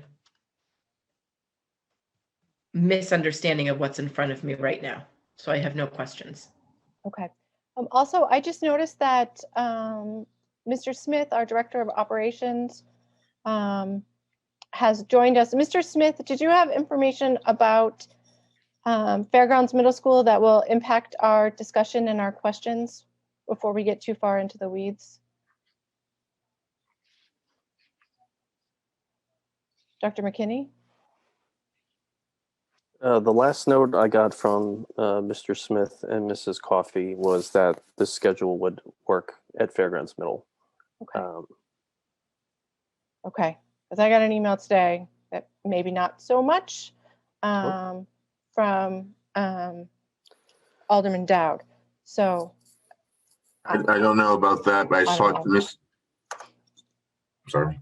Oh, go ahead, Mr. Parker. This is my signal for I don't know what's going on in this particular moment. I talked to Sean yesterday, I believe it was, Mr. Smith and Ms. Coffey today, and I was over there at Fairgrounds today, and by the 15th, it will be a wing that's not going to be ready, but Ms. Coffey assured me that she could move people, teachers around, certainly we should be ready to go on the 15th. There will be some adjustments, but it's under construction and remodeling, and so we're moving along. But so we have there's a plan. Okay. I can't hear you. I think you're muted. I muted myself to talk. Sorry. Thank you, Mr. Parker. I feel much better hearing that you've been there. And I appreciate you taking the time to go over there and meet with Ms. Coffey and find out the plan so that when I sprang a last minute question on you, you're like on it. Mr. Smith, you nodded along. Mr. Smith looks like he doesn't want to be called on. Oh, I had to unmute as well. I echo what Mr. Parker had to say. It's the classroom rooms will be ready. The gym will be ready. A portion of the cafeteria will be ready. The portables have been ready for a long time. Some other ancillary spaces will be ready. The UA wing is the Unified Arts wing is the wing that's not ready, but it will be ready by March 1st. So that's kind of the state of things. I'm pretty comfortable saying we're ready for the 15th. Okay. Thank you, everybody. And thank you to Harvey Construction for getting this done. If anybody would like to see pictures and diagrams about what Mr. Parker and Mr. Smith were just talking about, they are attached to the JSSBC minutes from the last couple months, including photographs that have been taken of the completed spaces. And it's pretty interesting. Okay, so I'm going to go back to the list. Let's see. Ms. Bishop really waved her questions. Ms. Brown? I don't have any questions. This looks like a reasonable schedule, a good compromise. I would like to see the kids back in a full day model, but right now this will be a good way to transition and get our feet wet. So I'm supportive of what the superintendents have prepared. And my one question was going to be about fairgrounds and the update on that. So thank you, Mr. Smith. And I think we did get a confirmation from the construction company at the last JSSBC meeting that it would be ready. So that's great to hear. So as of right now, I kind of pass. Okay, I think this is a testament to the thoroughness of the presentation and the memo that we've gotten, that we've anticipated a lot of our questions. So Mr. Guarino? Ms. Giglio. Hi, I do have a question. I'm sorry. Just for clarification, and maybe I'm not reading it well, right? Dr. McKinney, under item number 4, 4B, February 15th, are all the middle school grades beginning that day, 6, 7, and 8, and all the high school grades beginning at the same day? I thought initially we were going to phase them in, but according to the way I'm reading what you've given us, it sounds like all of middle school goes back on February 15th, as does all of high school. Am I correct in my understanding? Yes, and over time, the principals have talked about bringing grades 6 through 8 and 9 through 12. The high school, it's certainly challenging with scheduling. They do believe they can do it safely. The high school has reached out and done kind of a virtual orientation for the freshmen, so they kind of get an understanding what the high school is going to look like. At the middle school level, the same sort of thing holds. But I also want to allow Mr. Parker to elaborate if I missed anything. Oh, no, that was fine, Dr. McKinney. And so, yeah, the overwhelming preference was, let's just get them back. We have a schedule for them, and they'd rather just do that than the phased-in model. And as you said, it was very important for 6th graders and 9th graders to have some semblance of the building which they've never stepped in right beforehand. And so, we're going to make it happen. So. Thank you, gentlemen. I just was a little confused, so very clear now. Great job. Thank you. Okay. Now, Mr. Guarino, thank you for your patience. Thank you, Madam President. I have 3 concerns. My first concern is testing, and I appreciate that Dr. McKinney has given us a list in the back of the packet. It says employees quarantined for having COVID-19, close contact, or symptomatic waiting for a test. And the reason why I'm concerned about testing is that the CDC in its guidelines pointed to the Journal of American Medical Association article, and they said, yes, open your schools, but they required that when schools are open, that testing can be done quickly so that any person who's symptomatic can be tested and that they can be isolated and it doesn't spread. So I'm concerned that if we do have employees that are symptomatic or even students, that this testing isn't done right away. Now, I don't know what, I guess my question to administration is, how is that handled? How quickly are employees tested or students tested when there is someone that's symptomatic or there's a question if someone is sick? Certainly testing is important, but so are masks, physical distancing, and following all the guidelines for social distancing. So when there is an issue, Bobby Bagley and her team have been great in terms of scheduling testing and getting people over to the testing clinics when needed. So they've been a great partner. So the city's health department will test them right away. Is that what you're saying? It's certainly an option. I mean, families have options if they wanted to go somewhere else for testing, but it's right here in the city, and certainly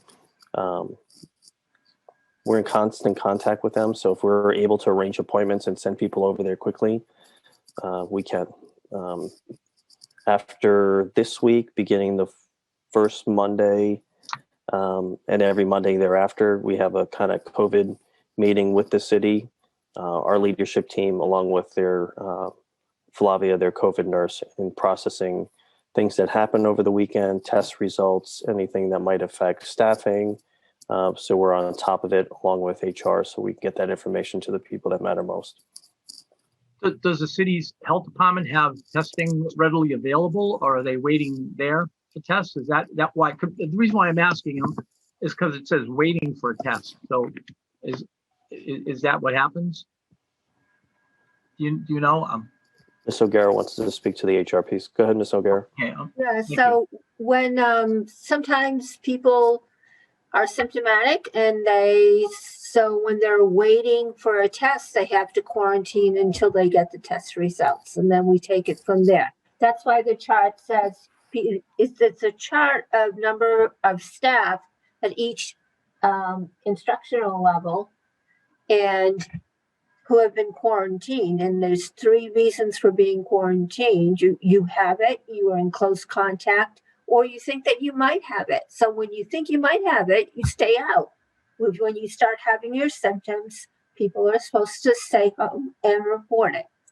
Okay, I think the confusion is that it says waiting for a test, and you said waiting for test results. So I think maybe that's why on this handout here it says waiting for a test. So, and you just said waiting for a test result. So they're in quarantine for waiting for test results in this handout that you gave us. So you're actually waiting for results. Yes. Okay, I'm sorry, because that's where the confusion was. I thought they were actually waiting to be tested. No. Okay, I apologize for that because it was a little different. Okay, thank you very much, Ms. O'Gara. I appreciate it. My other concern is something that the teachers union has brought up, and that's about choices. And I was just hoping that that administration and principals think about giving those teachers who are concerned about going back, who really don't qualify under family leave and ADA, give them more choices if they're concerned that they have people at home who are immune compromised, and so that we can do a good job matching up those teachers who want to be in person with those students who want to be in person, and those teachers who want to be remote, match them up with those students who want to be remote. In a perfect world, I know it's hard for staffing, but I would hope that we would have more flexibility, give the administration and principals more flexibility in giving our teachers choices, because right now, as the union has told us, they really don't have choices. That's the other issue I think that's important when we open school up. I think there's a lot of teachers that are concerned out there going back, and I guess that's not a question. That was more of a statement. But my third concern, and I'll be real quick, is after February vacation. I know that some families might go out of state, and I hope that there's something that can be done so that those students who do go out of state, I think teachers are concerned about what happens after February vacation, that some students might be out of, or actually staff too might go out of state, and that's a concern for staff and teachers also. So those were my comments and my questions, and thank you.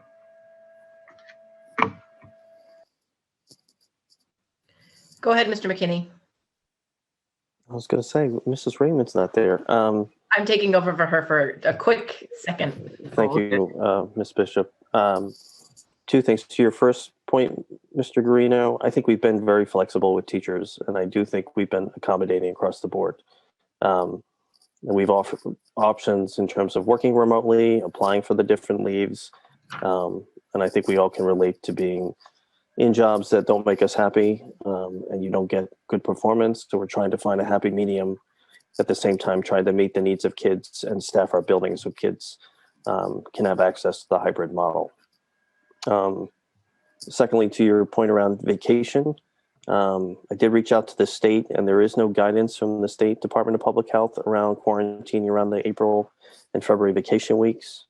I did reach out to a number of superintendents on our listserv, and there are about 14 out of 15 who are not doing a quarantine around those vacation weeks. But I would also ask that the board consider, I certainly would be in communication with you like I've been over the last couple of weeks and letting you know when cases arise. And should there be a need to have a remote day or two around those vacation weeks, that we'll certainly do that. But we also will be reiterating the good guidance and practices to our staff and students and families around following travel guidance, wearing masks, washing your hands, and following all the social distancing protocols. This is a team effort across the city. So, the numbers have been going in the right direction, but we all need to do our best effort going forward. Thank you.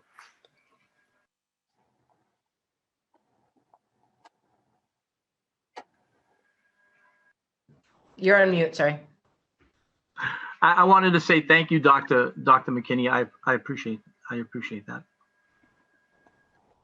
And I announced that Heather's back, and I relinquish my fake president duties. I apologize. Thank you, Ms. Bishop, and thank you, Dr. McKinney, for answering Mr. Guarino's question. I think a lot of people had the same question about what to do after vacations.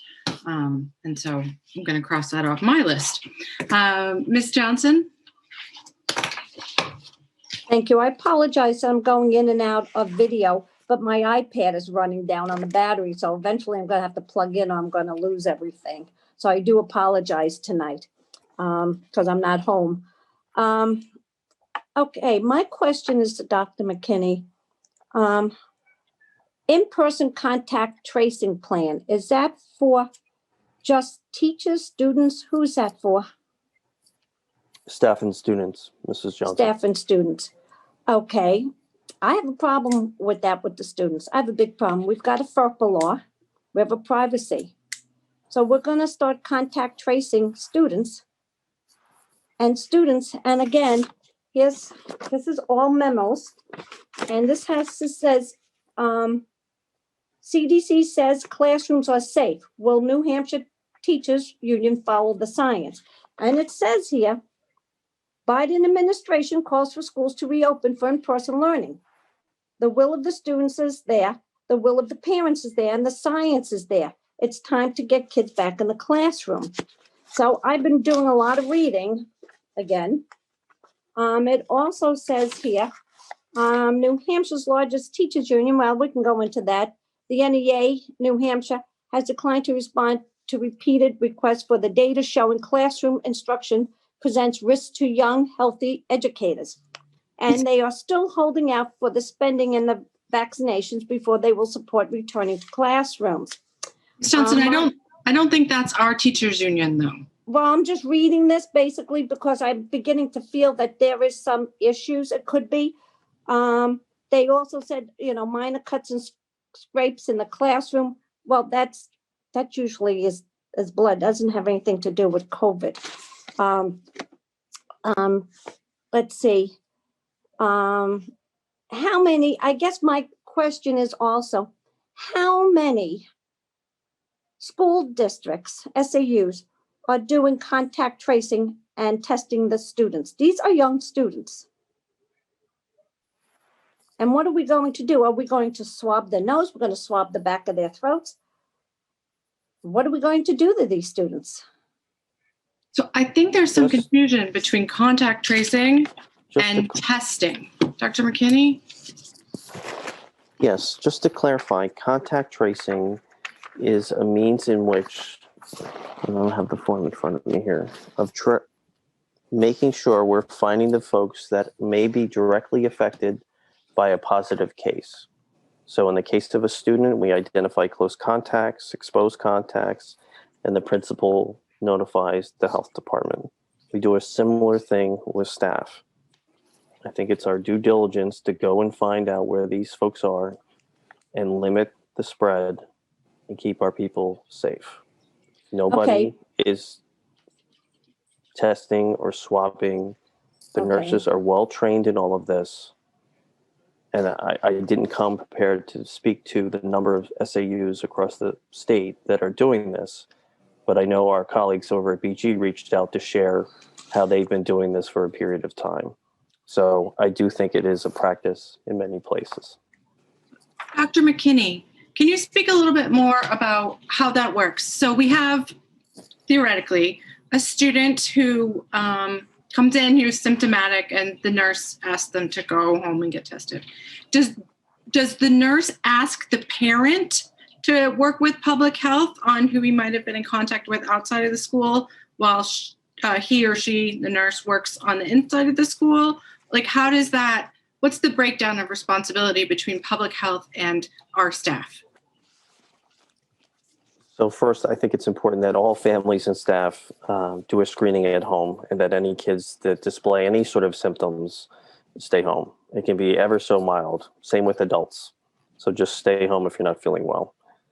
Secondly, when those kids are identified at the school, we have a special room we have kids sit in. We go through their medical history. The nurses screen them, and if they believe that those children are meet the criteria, then they're dismissed and sent home.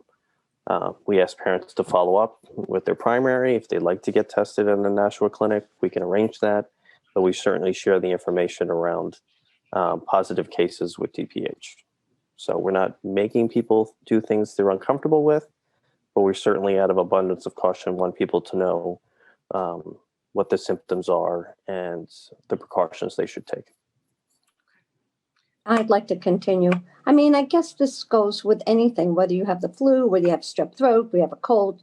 Keep the student home, your child home till they get better.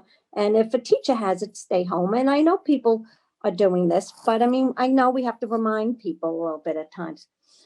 So Ms. O'Gara, I guess Dr. McKinney. Okay, so we're going back into hybrid. So we know the exact amount of teachers that we're going to need to go back into hybrid, because we keep hearing that there's a para shortage, there's a teacher shortage.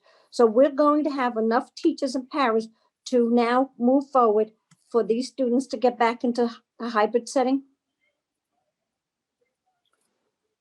I would say there's a collective desire to give our best effort to move forward. Staffing can change. We can have people who are by a positive case and go into quarantine. We have had schools the night before switch from being in hybrid to going remote. Those sort of things may happen, but we're certainly, based on what the principals are sharing with district office, at a place where we can move forward with hybrid. But again, week to week, I will be communicating in terms of how things are going and how staffing holds up. I want to say that we've gotten some, positive feedback emails from teachers looking forward to getting back into the classroom, wanting to be back with their students. And I think that's very positive because I know that the students want to get back into school and be with their classmates, the socialization. So if we don't have enough teachers and enough to fill the classrooms, will we combine some of the schools if need be, so we can get like third graders together and fifth graders together if that needs to be? Certainly could be a possibility. And how we start hybrid won't probably be the way we end it. We learn by doing, so we need a starting point to begin. And when those changes come up, I'll certainly come to the board and say, this is a change that's going to be forthcoming, and let people know in a timely way. And do we foresee by the end of this year, maybe having kids going back to school full time? Because in the hybrid, they're only half days. Are we looking to expand the half days into the full days? Because half days are half days. And, we read the emails, we hear from the parents. And we heard from our student representatives that they did such an excellent job this evening with their presentation. Kudos to them. I'm very proud of them. But we're hearing the same things. There are some students that do very well in remote, and then there's some students that can't keep up with it. The parents see how sad they are, the socialization, the depressions. And the one thing we don't want to ever see is a child committing suicide in this district because they can't get into school. Well, Ms. Johnson, We foreseeing going into hopefully full-time past the half days to hopefully getting into 2 full days during the week? I don't have a crystal ball, Mrs. Johnson, but I certainly, like I said, how we start hybrid will not be the way we end it. And to your point, and that we're most concerned about, we're working on a consistent kind of rubric K-12 for students that are at risk who may be eligible to come in for more support and services beyond the time. And when that's completed, I'll bring it to the board for your review. But we're not just there yet. I think we have to be cautiously optimistic, go one step at a time.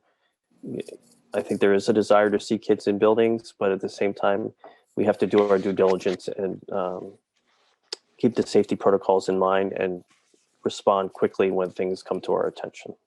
I'm glad you said there might be some students that need some extra time, guidance, and that's, I'm sure parents will be very happy with that, knowing that if their students need to be in there longer, that we can hopefully take care of that. It's been a very tough year. Can you believe it's almost a year already that this whole nightmare started? It's been a very tough year for everybody, and especially the students. And thank you very much. And again, thank you to the students for the great presentation. Kudos to them. They're wonderful. Thank you. thank you, Ms. Johnson. Okay. Sorry, I'm losing my train of thought. Ms. Oden, and can I just say to people, can we stop continuing the narrative that there is a direct causal link between schools being remote and children committing suicide? There is not research on that, and it doesn't help our meetings move forward. I think the administration is working very hard to make accommodations for people who want to be back in, for teachers who want to be back in, under, with the staff and the resources that we have. We're doing the best we can, and I think it's important that we continue to acknowledge that we're doing the best we can and stop trying to use scare tactics. Okay, now that I've gotten that off my chest, Ms. Oden. Okay, thank you. I had some calls over the weekend, so I have some questions that mostly pertain to the high school. But looking at the elementary schedule and seeing how it was done for kindergarten and first grade,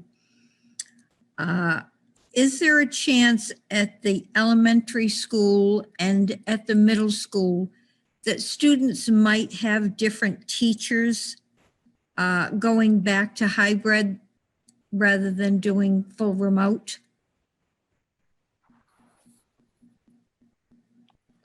Yes, and I think Dr. Andre can confirm that there would be some shuffling of and reassignment of students and teachers. And would that happen at the middle school also with teams? Yes, that is a possibility. Okay, have parents been notified of that? They will be. Okay, okay, thank you. Also, as I said, and Dr. McKinney, if you've already answered some of these questions with Adam, I know Adam said he had spoken to you, but I had some people call over the weekend with some questions. I had no answers.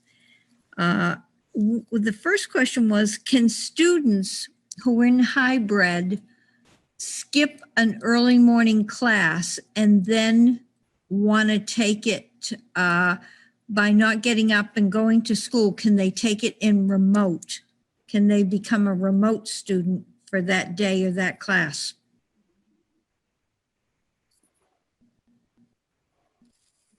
At which level are you referring to, Ms. Oden? All The high levels? school. The high school. High school, we haven't talked about it in that sense. I mean, I would hope that somebody, there's somebody just didn't feel like going to one class and just going to another, because that could cause problems, so I hope there's a more substantial reason. So at the high school, and we just talked about this today, if somebody is scheduled to go hybrid and for one reason or another on one day they come in remote, all right, we're not going to penalize them. Yeah, but we would expect that would be the exception and not the rule. Okay. Will teachers and students who travel outside during vacation be expected to quarantine?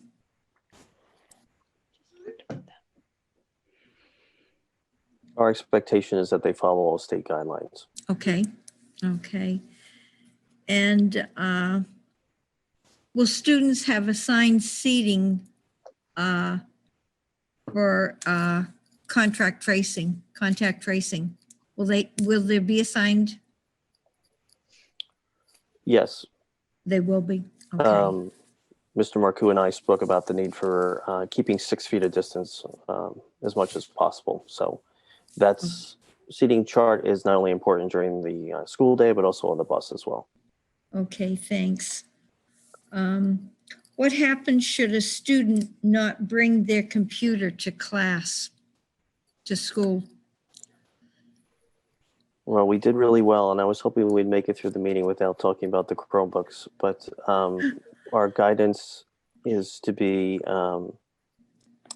consistent but flexible. We're asking the Chromebooks not to be on the move as much as possible between home and school. We're encouraging kids to bring their own devices, but certainly if there's a situation where somebody forgets their device or needs one, we'll do our best to meet the need and not penalize students for that. But first graders and lunch boxes and Chromebooks don't mix well. Okay. If Friday is a deep clean day, will teachers be able to work from home? Mr. Marcoux and I spoke about that today. We would like to have teachers working from home on Fridays. Okay. But we're certainly, when we bring that at-risk rubric forward to the board and we have more traffic in the buildings, then that might have to be revisited. Okay. And the last question I was asked, if teachers are exposed, can they teach from home remotely and not use sick days? I do believe that's the case. Ms. O'Gara is nodding. Yes. Yeah, okay. And I had another question. A couple of them brought up the issue of bandwidth. They're concerned about having students hybrid and zooming in, and also bandwidth. Has there been any testing done, or is this going to be something we're just going to have to find out when we go back if there's enough bandwidth for all of this? I think it's a slow and steady approach. The goal this week was to get the laptops in the high school teachers' hands and have them use this week as a test week. K and 1 have been in, and we'll continue moving that forward. And then the same at the middle school level. So should there be issues that come up, I certainly will let the board know. Okay, thank you. I'm sure Adam will let the teachers know all the questions he asked you and what the response was. But thank you so much. And thank you, Dr. McKinney, for putting this together. Thank you, Dr. Andre. Thank you, Mr. Parker. All of our principals, it certainly has been a team effort.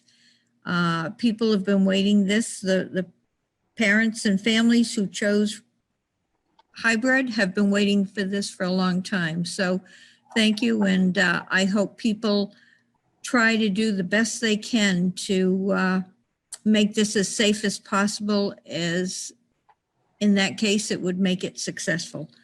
Thank you so much. Thank you, Ms. Oden. Building off of one of Mrs. Oden's questions about remote students and the remote academy on the middle school level. So I understand that on the elementary school level, we've matched remote teachers and remote students and hybrid teachers and hybrid students for the most part. The middle school, on your memo, it said that there's a plan to create a remote academy for middle schoolers. Would that be students from different schools together, or one for each school? And should those families expect to change their schedule to the 8 a.m. schedule as well as the hybrid students? Yes, the schedules would be the same for remote and hybrid students, so just that they both have that structure, of when classes begin and end and when things are. So what was the first part of your question again? I'm sorry. The first part of my question was regarding the remote academy that's planned for middle school age students. Mm-hmm. Will that be combining students and teachers from all 3 middle schools into like one remote academy? So theoretically, you could have a student who's an Elm student taking a class with a Pennachuck teacher and kids from Elm and Fairgrounds and Pennachuck in that class. And no, right now is each building would have their version of this, but that's something that we can certainly talk about. We had not discussed it in that way. Okay. So, each of the middle schools would have each of their own. Okay. Each of their own, so we wanted to have, their own personality, but still the same educational experience. Got it. Right. Okay. So staffing is different for each building, things like that. So there's some nuances there for each one, but, we generally want the kids to have a similar experience in all 3 buildings. Okay. And then I got a question, like Ms. Oden, I got lots of people contacting me with lots of questions. And I've advised them mostly to go to their principals because I don't typically have the answers. Typically it's the administrators who have the answers. But I will ask this one. For classes that are school-wide, like for example, band or chorus, would those, if you've chosen remote or hybrid, will those be synchronous or will they try and break those up?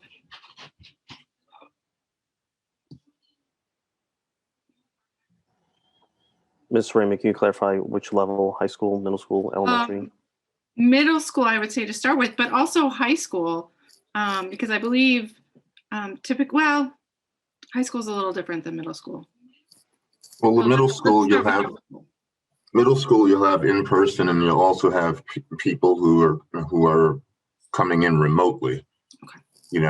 And so that would carry through just about most classes. Where it's possible to do that, and I don't know specifically for high school because I did not ask that question about music, but I know there is a plan in place, but I can't give you details on the music program per se. I did actually speak with Mr. Sousa today, but we didn't talk about that. Okay, thank you. And parents, I'm assuming, will get a communication from the school with the exact details for their students' plan. If parents have questions, who do they call or email other than me, because I don't always know the answers? Oh, Mr. Parker, you're on mute. For secondary, their building principal, they can certainly call my office because we meet regularly over this, and as plans change, principals will be within a week be sending out communications. Okay. And we had the outlines of that today for families. And I'm sure Mr. Andre is doing the same for his folks as well. So, Dr. McKinney? Just a friendly reminder to everyone and the public watching at home to make sure their contact information is up to date at the school level. It certainly would be helpful in terms of getting information out either by email or phone. Okay. Ms. Kinsella? I just wanted to remind everyone that I know the schools will be busy. We also still have the COVID-19 at nashua.edu. And they can feed a question into that email site, and we will do our best to get someone to return that email or a phone call, or at least provide an answer to them. Okay, thank you. That seems like it would be more efficient for people than emailing the board, and then we have to figure out who to send the email to. Okay, the last question I had was regarding CTE. Right now, some classes are meeting on Fridays, some classes are not. Will there be any systemic changes to CTE? Oh, go ahead. I'm sorry, there's a delay, so I thought you were done. We're pretty much, CTE is pretty much going to be the way that it currently is now.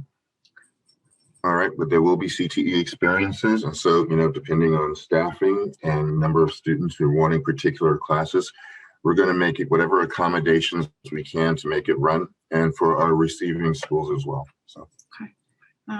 Thank you so much, Mr. Parker, Mr. Andrade, Dr. McKinney. I'm sorry, Dr. Andrade, Dr. McKinney, all of the building principals who've been working on this.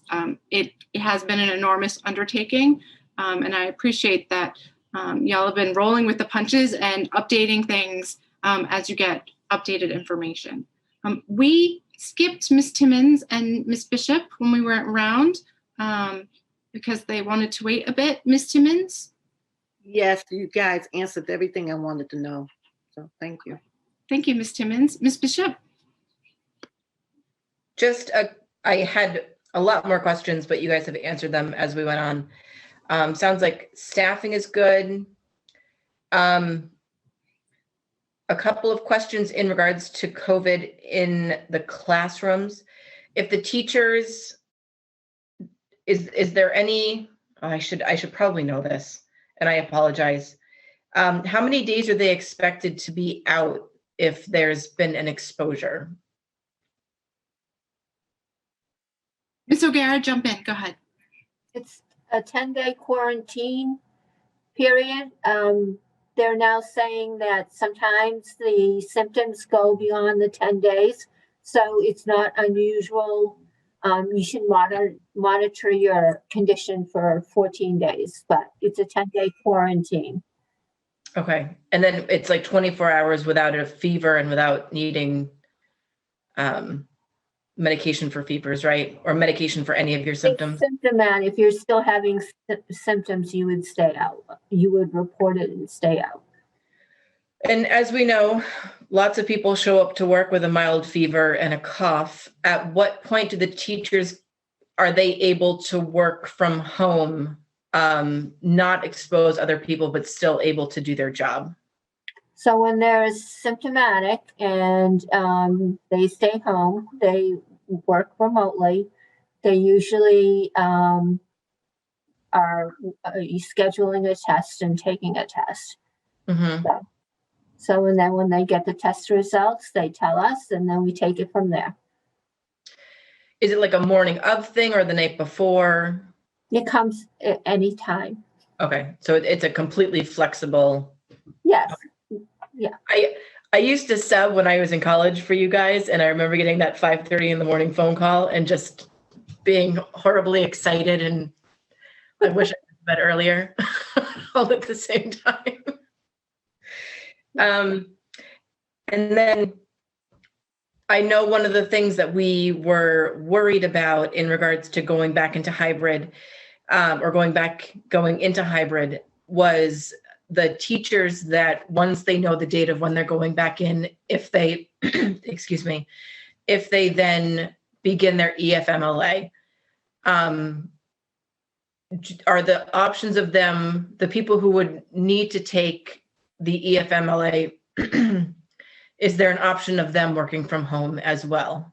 No, so under, when it was extended in the MOU with the NTU, it was extended under the rules of the original act. And that act the Code of Federal Regulations states that you cannot work remotely or work in person when you're on EFMLA, except for when your child is in hybrid. When your child is in hybrid, then you are expected to go to work.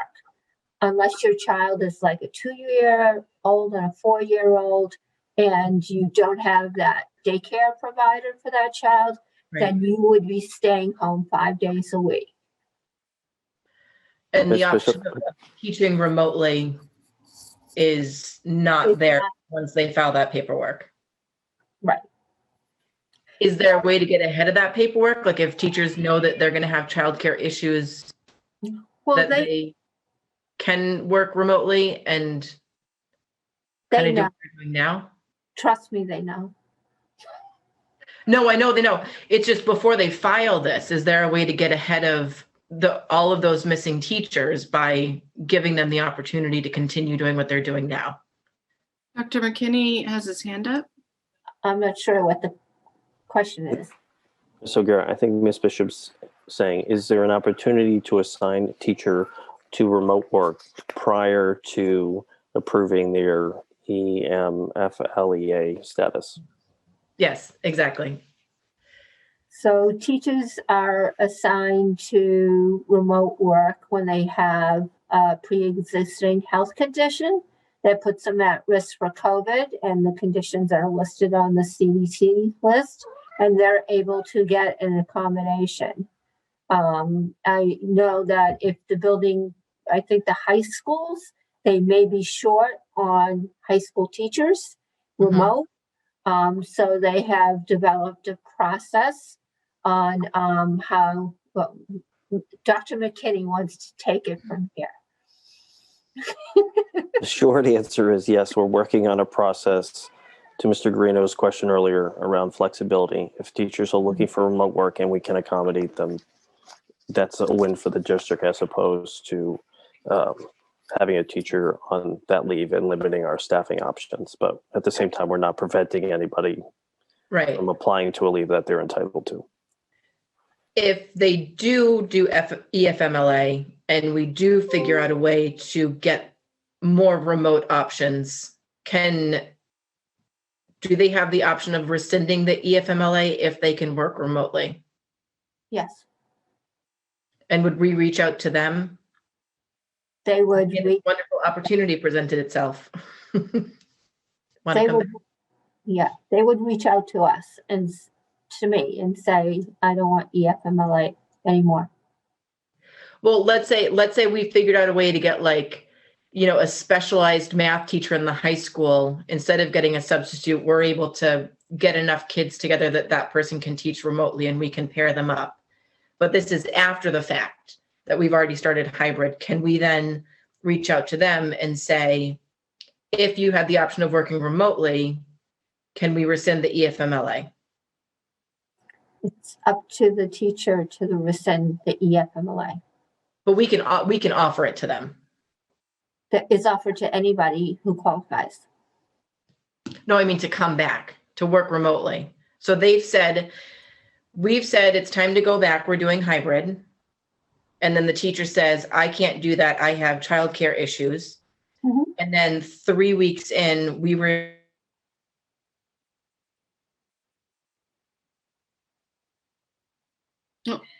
Ms. Bishop, I can't hear you anymore. I've lost your audio completely. Maybe I'm just not saying it. Oh, there you go. I think this might be something for you to directly ask Ms. O'Gara offline, because it sounds like what you're saying is if our circumstances change, will we reach out to those teachers? And that is kind of an HR issue. Okay. I can chat with Ms. O'Gara offline. Okay. Okay. All right. Thank you, Ms. Bishop. Mr. Dunn, are you still here? Did you have a question? I see Ms. Brunel has left us for the evening. I think Mr. Dunn left also. They have classes tomorrow. Oh, no. I did not leave, but can I go? Yes. All right. Yeah, well, I have a test tomorrow, first block, so I'm gonna get ready. Goodness. Actually, I don't know that it is tomorrow, but I do have some study. I do have a lot of homework to do, so I'm gonna get going. But thank you, everyone, and I will see you next meeting. Thank you, Mr. Dunn. You can always leave at the time that you need to leave. Academics come first. Okay. Thank you. Everyone have a good night. You too. Thanks. Good job. Okay, Ms. Oden, you said you had one more question for us, and then I'm looking at the time and we've gone over 15 minutes, the time we agreed to. I just wanted to wrap up this topic before we talk about extending again. I'm sorry, but I know going back hybrid, some parents might be able to go back to work. And I hate to throw this at you because you've done a lot of work for this, but have we looked, or are we going to be looking at bringing possibly 21st Century Adult Learning Center into, I see that big smile, Dr. McKinney. So I'm guessing that you've already spoken to them to see what they can do for our elementary families. Yes, I talked to Dr. Andre, and we're working on it. We certainly need to get our kids back in the building, but then we're going to be definitely partnering. Ms. Casey's starting to plan her budget and how to staff, and then we do need to reach out to our community and city partners for before and after school programming. So I think we'll have more updates later in March. Thank you so much. That's good news. Thank you. Okay, thank you. Okay, thank you, everybody. At this time, I'm looking for a motion to approve the initiation of the hybrid learning model K through 12, beginning on February 15th, 2021. So moved. Okay. Do we have a second? I'll second it. Second. So the motion to approve the initiation of the hybrid model K-12 on 12/15/21 was by Ms. Oden and then seconded by Ms. Bishop. And we have talked quite some time on it. So go ahead, Mr. Guarino.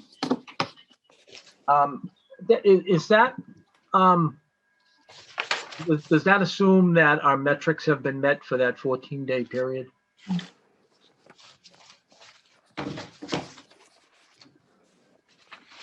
Yeah. It's Matt. So what you're asking is if we jump back into the red for the next 4 days, will we? I mean, it looks like it's going down, but I just want to make sure that, you know, we don't lock ourselves into something, that we stick to what the plan that we had, which was stick to those metrics. Go ahead, Dr. McKinney. I have every intention of following the board motion. So should the metrics change or there be a change one way or the other, I certainly would let the community know that on the board. Okay. So is that a yes, that we are following, going to continue to follow those metrics even though we vote for this? So we're on day 10. If the trend were to continue the remainder of this week, then the plan would be to begin on the 15th. Right. Okay. I just want to make sure we're consistent and we're not undoing what we've already done. Should need be, we can always call an emergency board meeting if something drastic changes. Ms. Johnson, you had your hand. Yes, thank you. Do you think maybe we should relax that metric a little bit and give this a try to get our students back in for the hybrid? They've been waiting so long. I'm going to support this because I think it's a good start to try to get our students back in. But I mean, other districts have done it. They've been successful all over a lot of the country. New York has done it. Salem is doing it. We've got BG doing it. Why is Nashua the only one that hasn't done it? Merrimack has gone back with the cohorts 2 days a week, the A and Bs. And yet Nashua, we're being so tight on this. Let's relax a little bit and let's see what happens. Let's give it a chance. We just refuse to give it a chance. So I'm going to make a motion to relax the metrics and just let these kids go back and let's try and see what happens. So without the 14-day period. Okay, thank you, Ms. Johnson. We do have a motion on the floor that we need to vote on before we take another motion. Can you repeat the motion on the floor?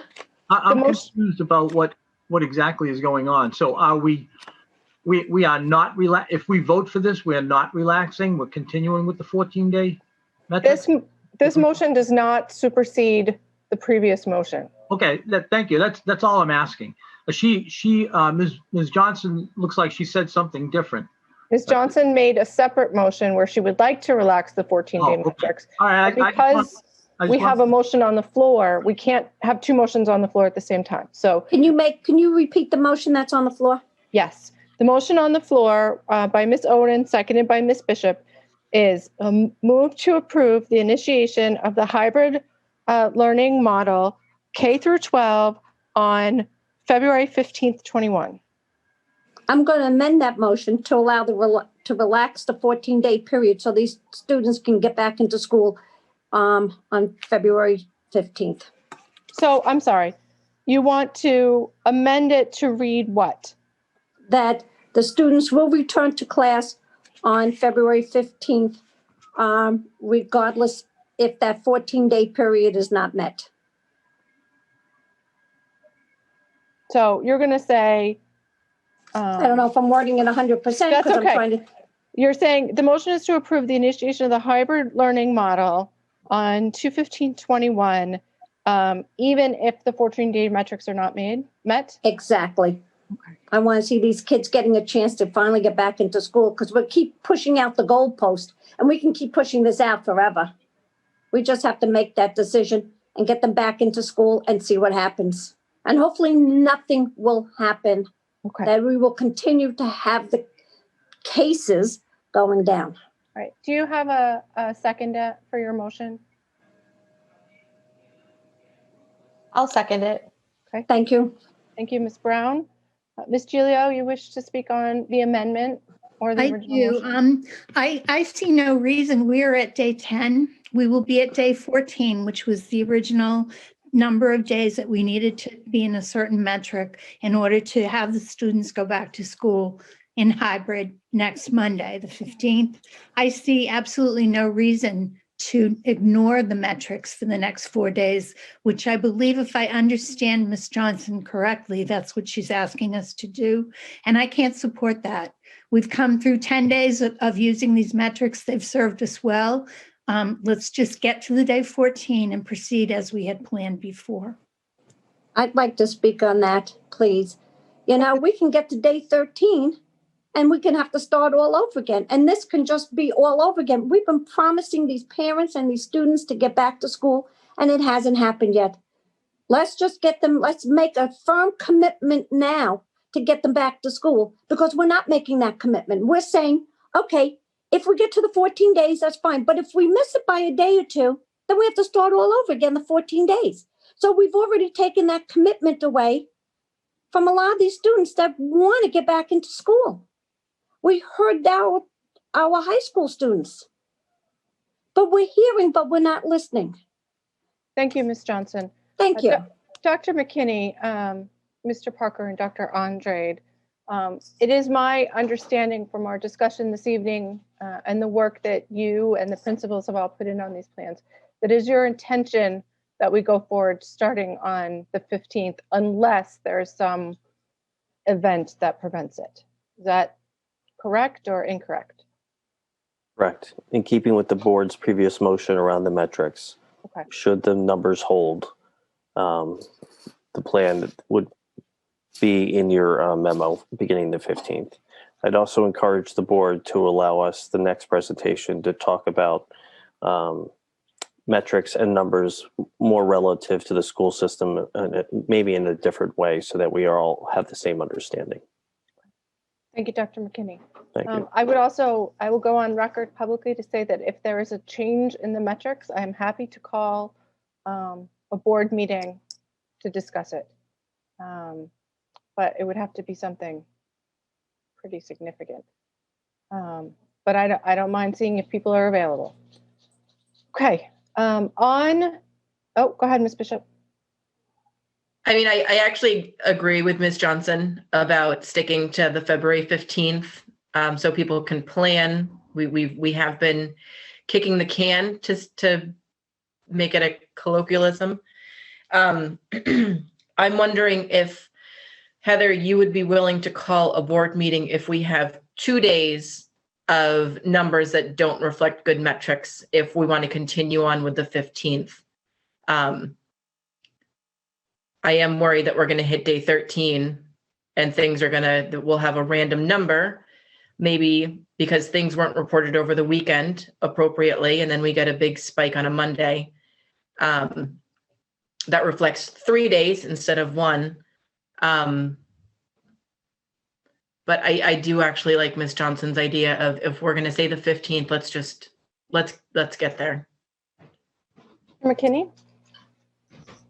So 2 points of information, if it's helpful. Tomorrow's day 11 of the 14, based on the metrics, and then based on the information on being on the COVID coordination call with the city, I would say the numbers are continuing to go towards the 14-day mark. But again, I'm just sharing that as information for the board. Yeah, and I do think we're going to get to the 14-day mark. Just looking at how things are going, I can just imagine the 55% of the families that want to get back in who would be completely devastated on the night of the 13th day. And then conversely, do we have metrics about when it's not safe to be in school? When do we go back into full remote? Are they the same things if we have 1 day of bad numbers? I'm being facetious. I know we wouldn't do that, but Dr. McKinney and I spoke about that at length earlier, last week. Okay. And there are some public health recommendations. There's recommendations from the state and from the CDC, and I expect Dr. McKinney and his administrative team will have some recommendations for us next time we meet. Should there be a spike, like a huge spike, say we have another, giant outbreak in Nashua. Well, to some people that's 3. No, I mean our hospitals are overrun, or our numbers go from being less than 10 to, 20% positive, infection rate. Anything dramatic that Ms. Bagley from Public Health thinks that we need to be aware of, then I will bring that to the board. But frankly, I don't want to overreact or underreact. I mean, I really respect Ms. Bagley's professional opinion on this. She's an expert, and I think if she says, hey, you guys need to slow down, there's a big problem here, and I think she will talk to Dr. McKinney about that, and I don't mind reaching out to her, although lots of people call her, then we will let the board and the public know. But I don't anticipate us making any major changes to the plan unless we hear something, unless there's a drastic change or we hear something from public health telling us we need to change it. So, Ms. Timmons? Yes, it's gambling with teachers, parents, and children's lives if we go with hopefully nothing happened. If we ignore metrics, like Paula suggests, that's exactly what we're doing. I think the plan that they had, that's not too far out, the 15th, it's good enough. I will not support that plan. I will not gamble with someone else's lives. Okay. All right. Thank you, Ms. Timmons. Okay, so on the amendment to add to the original motion, which is to approve the initiation of hybrid learning, K-12 on 2/15, the amendment is to add to the end of it, even if the 14-day metrics that we previously agreed to aren't met. Ms. Bishop, when you're ready. So on the amendment to summarize it, to start on the 15th, kind of no matter what, I'm going to say no. Ms. Giglio? No. Ms. Raymond? No. Ms. Oden, Yes. Ms. Brown, Yes. Ms. Johnson, Yes. Mr. Guarino, No. and Ms. Timmons. No. Hold on. 1, 2, 3, 4, 5 no's and 3 yeses. So the amendment does not pass. Okay, so we're back to the original motion, which is to approve initiation of the hybrid learning model K through 12 on February 15th, 2021. Go ahead, Ms. Bishop. So Ms. Bishop votes yes. Ms. Gilio, Yes. Ms. Raymond, Yes. Ms. Oden, Yes. Ms. Brown, Yes. Ms. Johnson. Yes, only because I want to see these kids back in school. Okay. Mr. Guarino, Yes. Ms. Seam isn't here. Ms. Timmons. Yes. Motion passes. Okay, fantastic. So looks like y'all have some work to do. Enjoy that, Dr. McKinney and administrative staff. As a board member, I'm pleased that we are having our numbers go in the right direction. It means that people are wearing masks, people are social distancing, people are doing what they need to do to keep our community safe. So thank you to all of you who are putting forth that effort a year in. I know it's exhausting. And thank you so much to the administrative team who has come up with this plan. And I ask that you please keep us in the loop. As a parent, I'm dying to get my email. I'm very excited. Okay, one of the questions that Mr. Dunn had earlier this evening was regarding masks in school. Can we just reiterate, please, what the rules are regarding masks in school? Everybody per the city ordinance is wearing a mask in school. Students, staff. That's the expectation. Okay, thank you. Are there any times when people can be not wearing masks? When they're having lunch. Okay. And masks need to be worn over the nose, please. Just want to point that out because I saw it was a target today and there were lots of people who didn't understand that. So Yes, please that's protect each other. one of my wife's pet peeves as well. So thank you. And on the subject of masks, you have provided us with somewhere an update on the PPE that we have available in the schools. Are we handing out PPE to students and staff or just staff?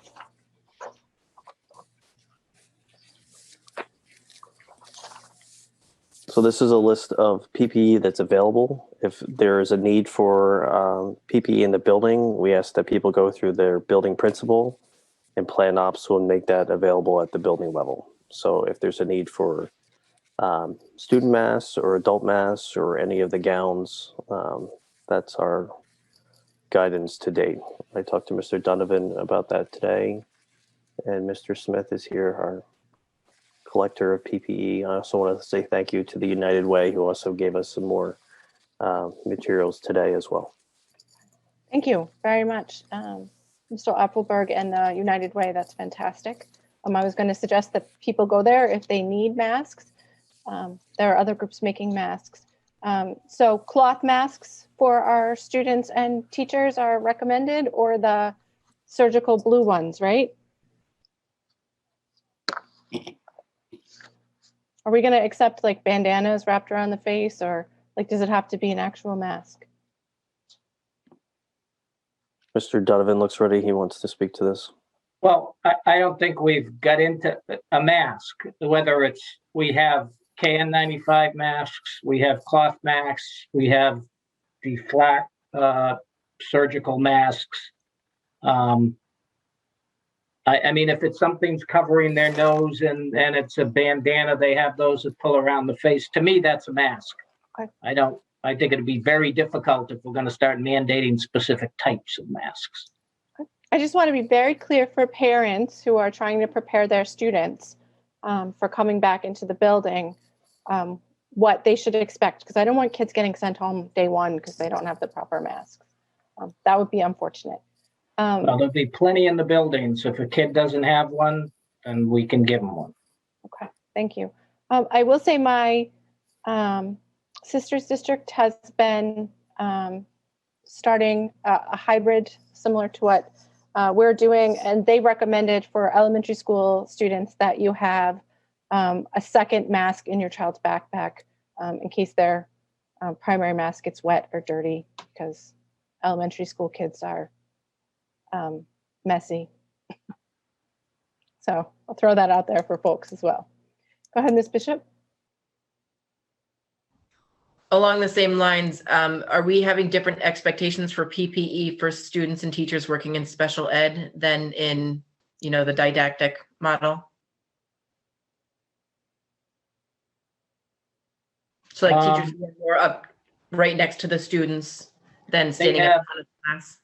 They have more items, they have gowns, they have shields, so the teachers can have anything they're comfortable with.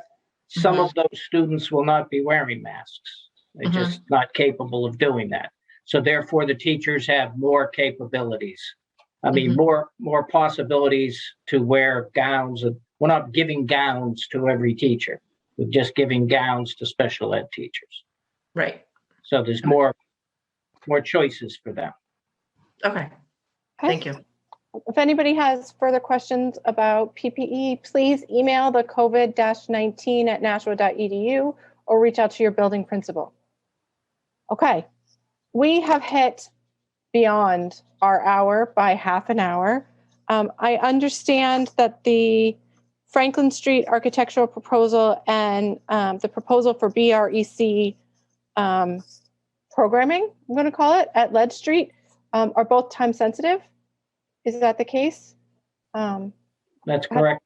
Okay, so I would like a motion to make sure that we, at the very least, consider those items so that they can happen if they pass, or not happen if they don't pass, but they need to know before tomorrow.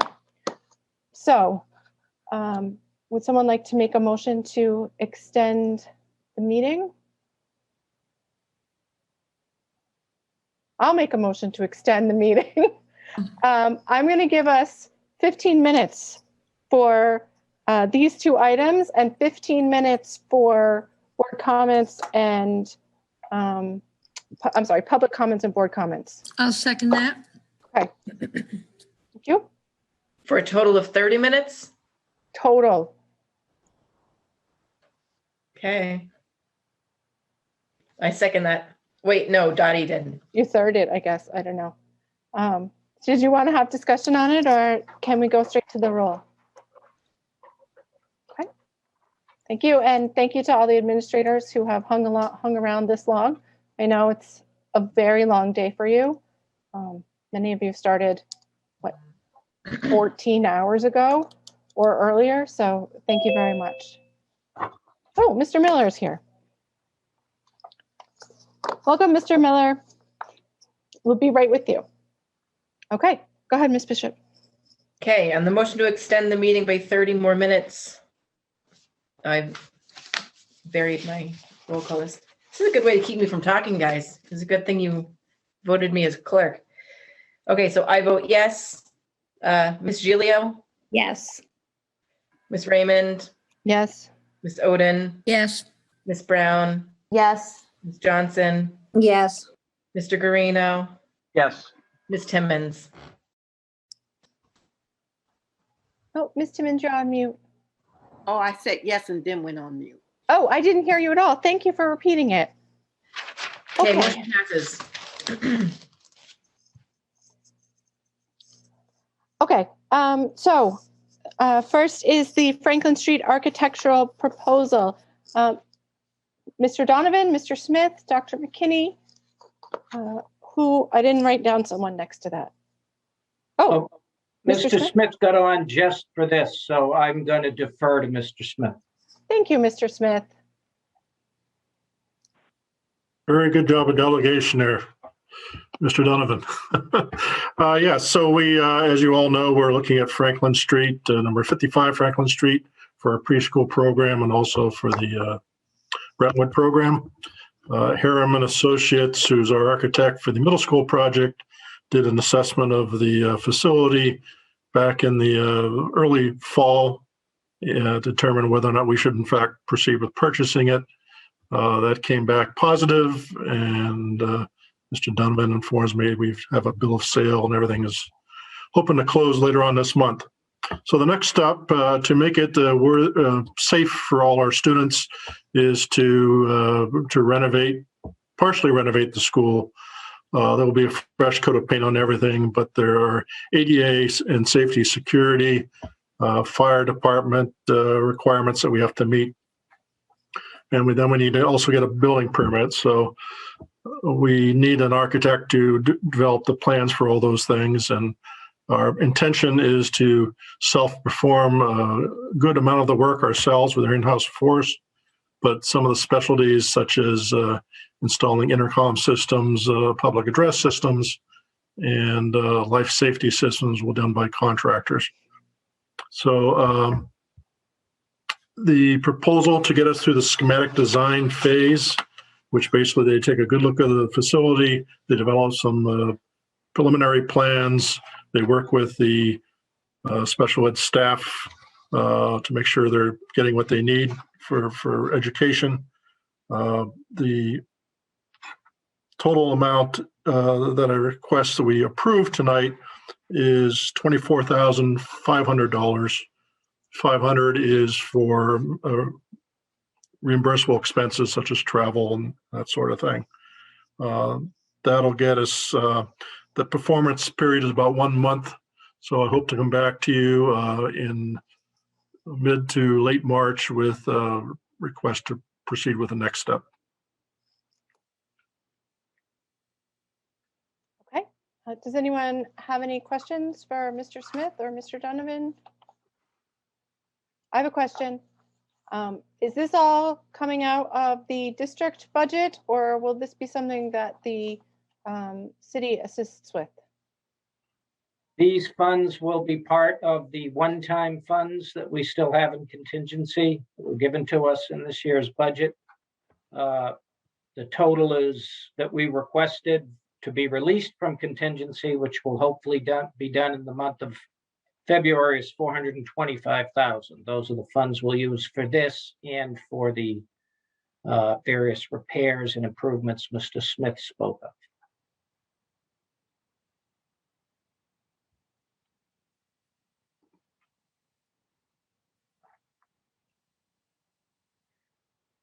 I'm sorry, Ms. Johnson, I was on mute. I apologize. I apologize. I'm not used to using my iPad. The travel for $500, what is that entailing? So to prepare the plans for this, the architect has to come from, they have offices in Boston, Portland, and other parts of Maine to measure the building, develop the plans, meet with the staff. So there's a fair amount of travel back and forth. The reimbursables also include their cost to make copies of plans and specifications. Did we do a bid on this? I can't remember. We put this out to bid? We did not. Due to the time frame, we went with an architect who we're very familiar with, who's done good work for us in the past. Aren't we supposed to put it out for bid? I thought we have to put it out for bid. Yes. I don't know if there's a contingency in that policy. Because Mr. Smith said we didn't put it out for bid. Mr. Donovan? Well, when it comes to professional services, we don't go out to bid every single time. I mean, the JSSBC, the same thing. When they moved ahead, they had Harriman do the Broad Street project. They also had Harriman do the Sunset Project. They didn't go out to bid in between for both of those. They did go out to bid for the middle school project because it was a $120 million project. So when we do deal with professional service firms who know us and are local, we don't necessarily bid every single project. I thought we were supposed to bid every single project. That's what maybe I'm wrong, but that's what I kind of understood, that we're supposed to put it out for bid. This way we're giving everybody a chance to bid on what we've got here, is just not isolated to one person, one group, one architect, one company. So that's what I understood. Supposed to be putting it out for bid. All right, thank you, Ms. Johnson. Thank you. Okay, anybody else? Okay, I don't see anybody else. So I'm looking for a motion to approve the contract with Harriman Associates in the amount of $24,500 to cover phase 1 of the Franklin Street project and the travel expenses for January and February. No, that's not right. For what, February 2021? So moved. Second. Is that correct? Basically, yes, phase 1 for developing schematic design for 55 Franklin Street. Okay.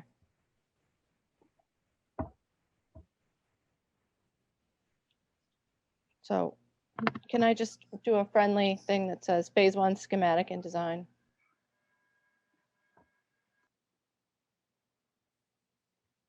And travel. Okay. In the amount of $24,500. Okay, I think I got it down. Hopefully Ms. Bishop got it down mostly. It was seconded by Ms. Brown. I made the motion, Mr. Garino seconded. Oh, thank you. Mhm. Okay. Please go ahead, Ms. Bishop. I'm sorry, I got confused. So Ms. Bishop votes yes. Ms. Gilio, Yes. Ms. Raymond, Yes.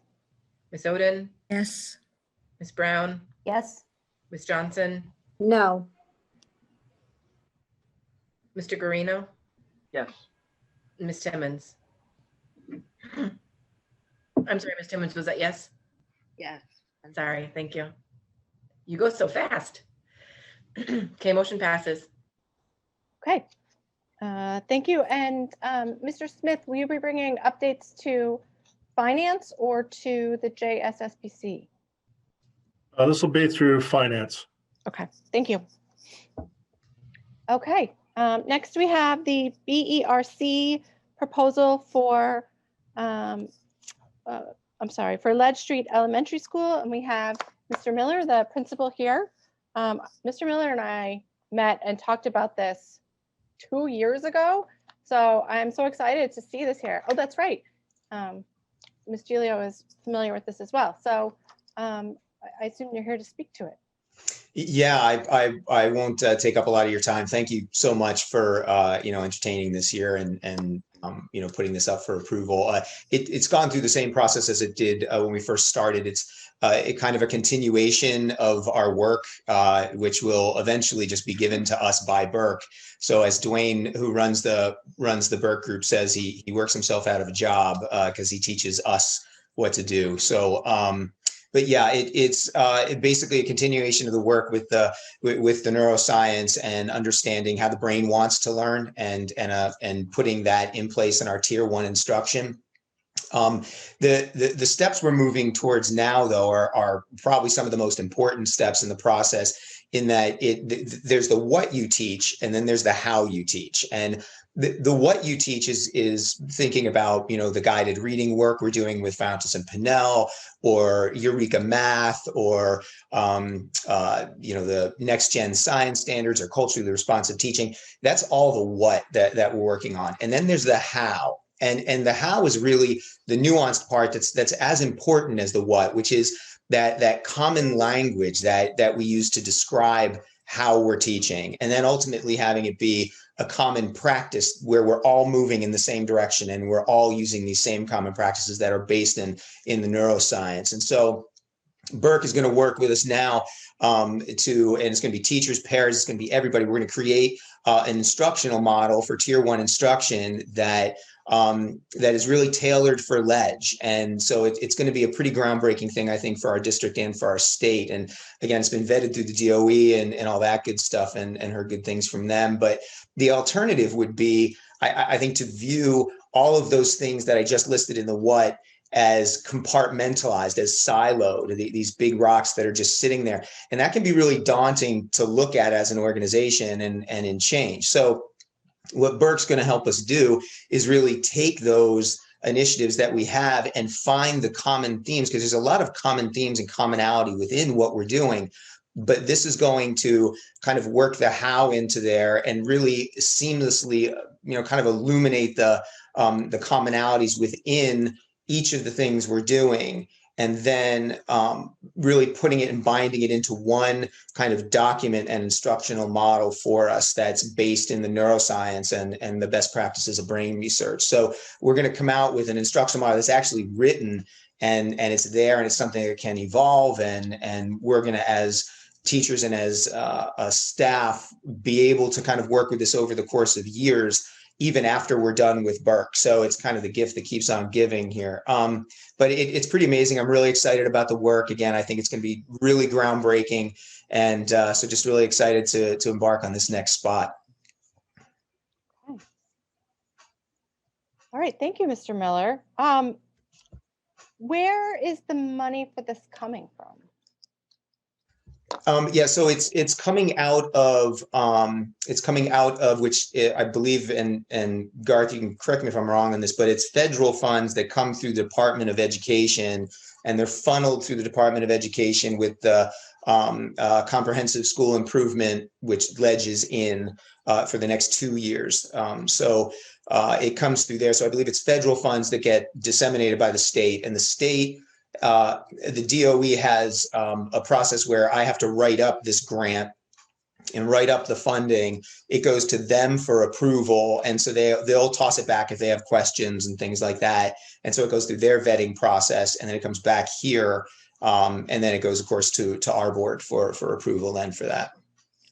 Okay. Thank you, Mr. Miller. I'm trying to figure out the motion that you're looking for this evening, and it isn't for us to approve the contract in a certain amount, because that would be the district paying for it. So I guess it's to approve, I don't know, Dr. McKinney or Mr. Donovan? I would think you would still approve the contract. It simply would be funded by a grant. Okay. The school, the SIG grant, I believe is the one. Okay. DSI grant. DSI grant. Okay. So motion to approve the contract for services with the Burke Group funded by the CSI grant. C or D? C is in cat. C is in cat, like the show. Okay. Oh, CSI, yes. Maybe I'm aging myself here. I don't know. Okay. I saw Miss Johnson's hand. Thank you for your patience, Miss Johnson. Oh, no problem. I just wanted to find out, with this program, are they going to be Zooming with the teaching, implementing it for the, for the teachers and everybody, or are we going to have them travel? Because it says here, travel expenses included in the above sum. So are they going to be traveling to Nashua, or are we going to be Zooming it? Oh, yeah, that's a good question. We're going to play it.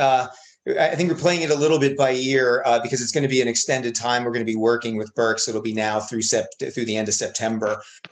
So it would be great if we could get Dwayne Baker, who works with us here, and he's the one who runs Burke, to come out again. He was actually literally out here the very day we went into remote learning, and he jokes about how that was the kind of the last day that he was here. Yeah, so we're going to be doing it virtually to start, and then hopefully transition with him coming back out here eventually, because he's on the West Coast. Okay, because I guess my question is going to be, in this sum of $106,000, and I guess I understand it's grant money, but still it's comes funneled from somewhere. If they don't come out, are we still going to be paying the travel expenses? Or are we going to renegotiate this to pull the travel expenses out? We should only be paying if they're coming out here. If they only come out 2 or 3 times, we should only be paying 2 or 3 times worth of travel expenses. Oh, I understand. I see where you're seeing that. At this point, everything is just all wrapped into what he does. We haven't ever parsed that out in the past. I guess I could look into that, but I don't have any plans right now to kind of parse that out. It is, it's a hefty sum of money, but it truly is. I definitely wouldn't put it out there if it wasn't groundbreaking work that is very unique to what he's done and how he's created all of this with his 4 habits of powerful teaching and learning, and the way he's paired it with the neuroscience and the brain rules and everything he does. But yeah, I guess closer to your question, I'm not sure at this point. It's just kind of all wrapped in as a one lump sum. Well, Mr. Donovan, this comes into your expertise of money.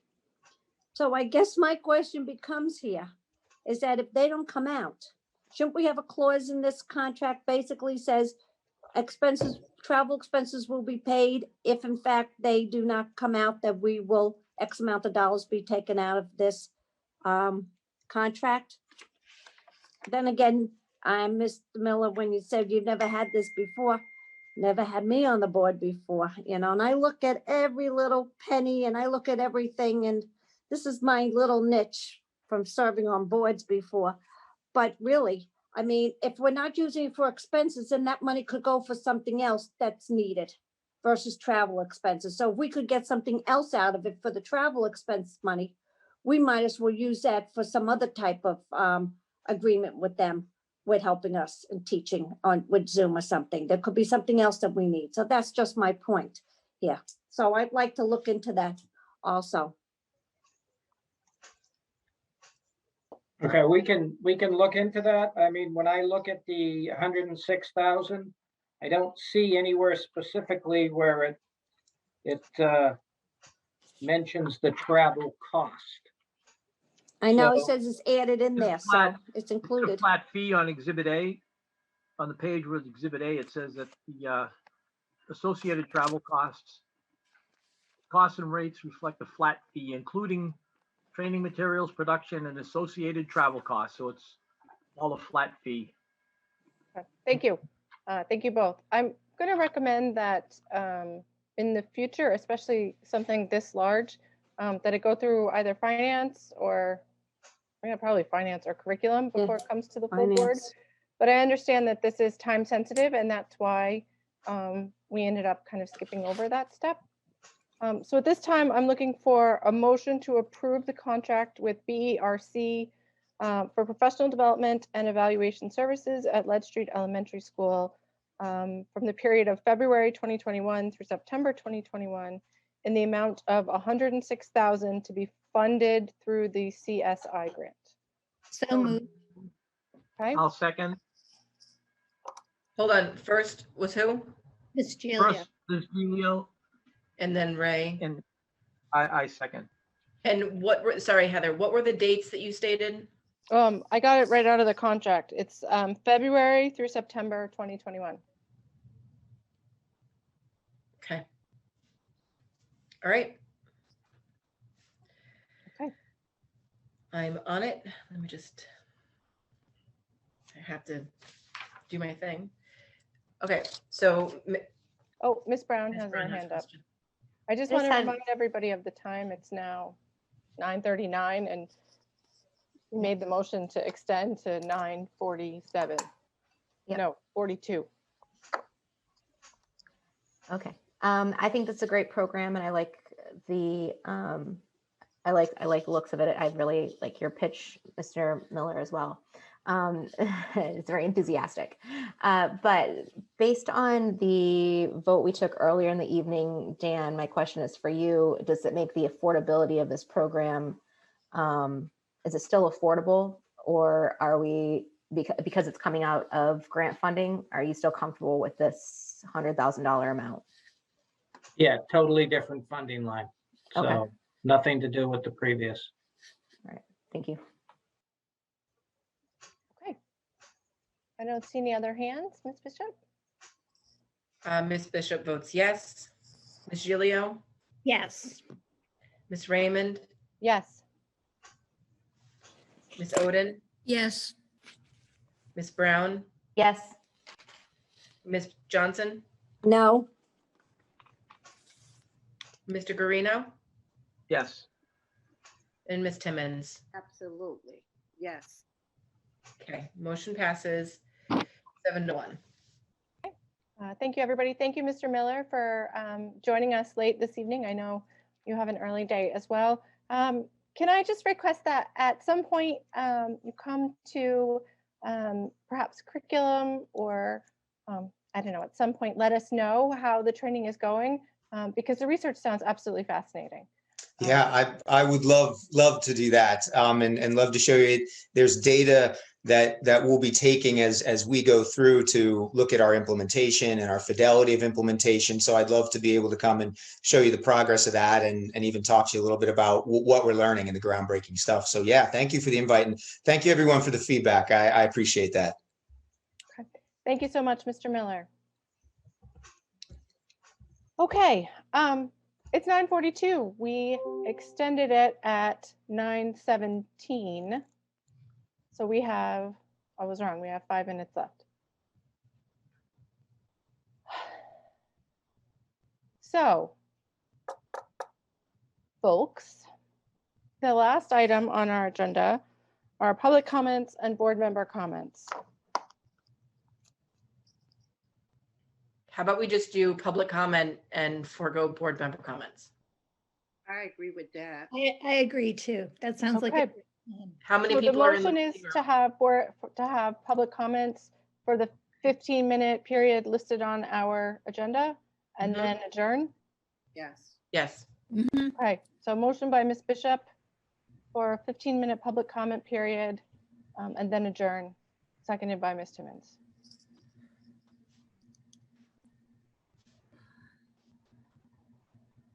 So that was by me and then Gloria. Okay. So that gives us to 9:57. So I will issue a plea to our public commenters that they be brief so that people who want to comment are able to comment. Again, if you have comments that are related or questions related to hybrid or PPE or COVID stuff, please email them to covid-19@nashua.edu. If it's about your specific child, it's not a good idea to email the entire board questions about your specific child because our emails can become public. So please make sure you're sending that to your teacher or your building principal. If we need to go higher than that, Dr. Andrade is the assistant superintendent for elementary age students, and Mr. Parker is the assistant superintendent for middle and high school students. Okay, now that I've gotten that out. Okay, on the motion to do public comment and then adjourn, Ms. Bishop says yes. Ms. Gilio, Yes. Ms. Raymond, Yes. Ms. Oden, Yes. Ms. Brown, Yes. Ms. Johnson, Yes. Mr. Guarino, Yes. and Ms. Timmons. Yes. Okay. Okay, thank you, everybody. I appreciate your all willingness to let the people have their opportunity to have the last word this evening. So the first last word, Ms. Kinsella, when you're ready.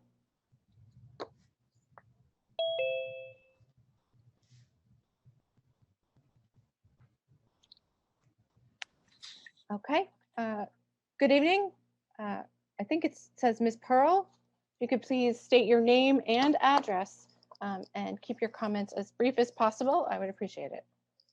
Yes, my name is Caitlin Pearl. I live on Lutheran Drive in Nashua. Thank I you. have 4 kids in the school, and I know I often call about my younger 2, both on IEPs. I do have a senior in the district. He is actually doing well with remote learning, but has recently shown signs of social lagging and what he's missing from being a senior. I will say that Dr. McKinney has given us hope. As a family, our kids have received their letters. And when you see a child receive a letter like that and the hope they get on their faces, it's kind of sad. You, as a mom, because I think you realize what they've missed. My daughter is giving tours to freshmen next week, and it's the highlight of her year. These are just things I just want you to remember. I know we have a lot of people on our board that make decisions based on your own lives. Some of you are older. I understand that. You have families and situations. But the look on my daughter's face to give freshmen tours, there's hope on these kids' faces. They're seeing people. They get to see people and social connections. And just remember, that's all I wanted to say. Social connection is important.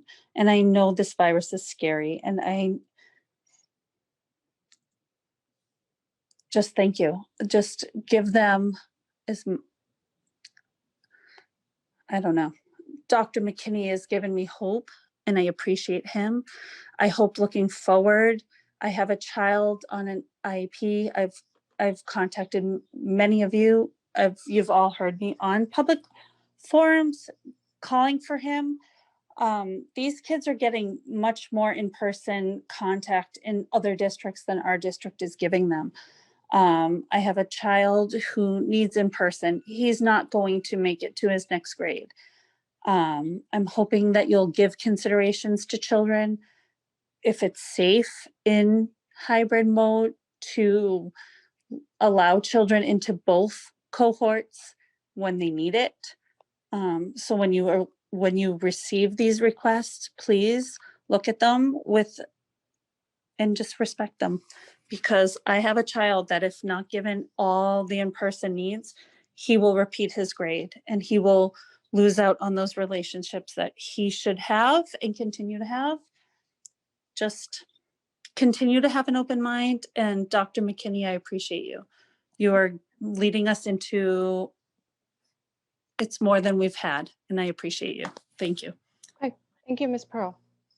And just a reminder, please, I have a timer set, but perhaps it's too quiet. Please try and stay under 2 minutes so that everyone gets a chance.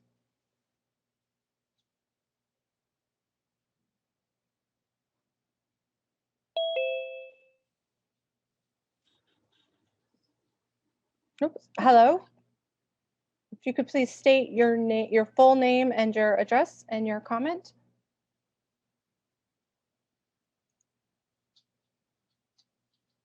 Hello, it says Holly. Are you there?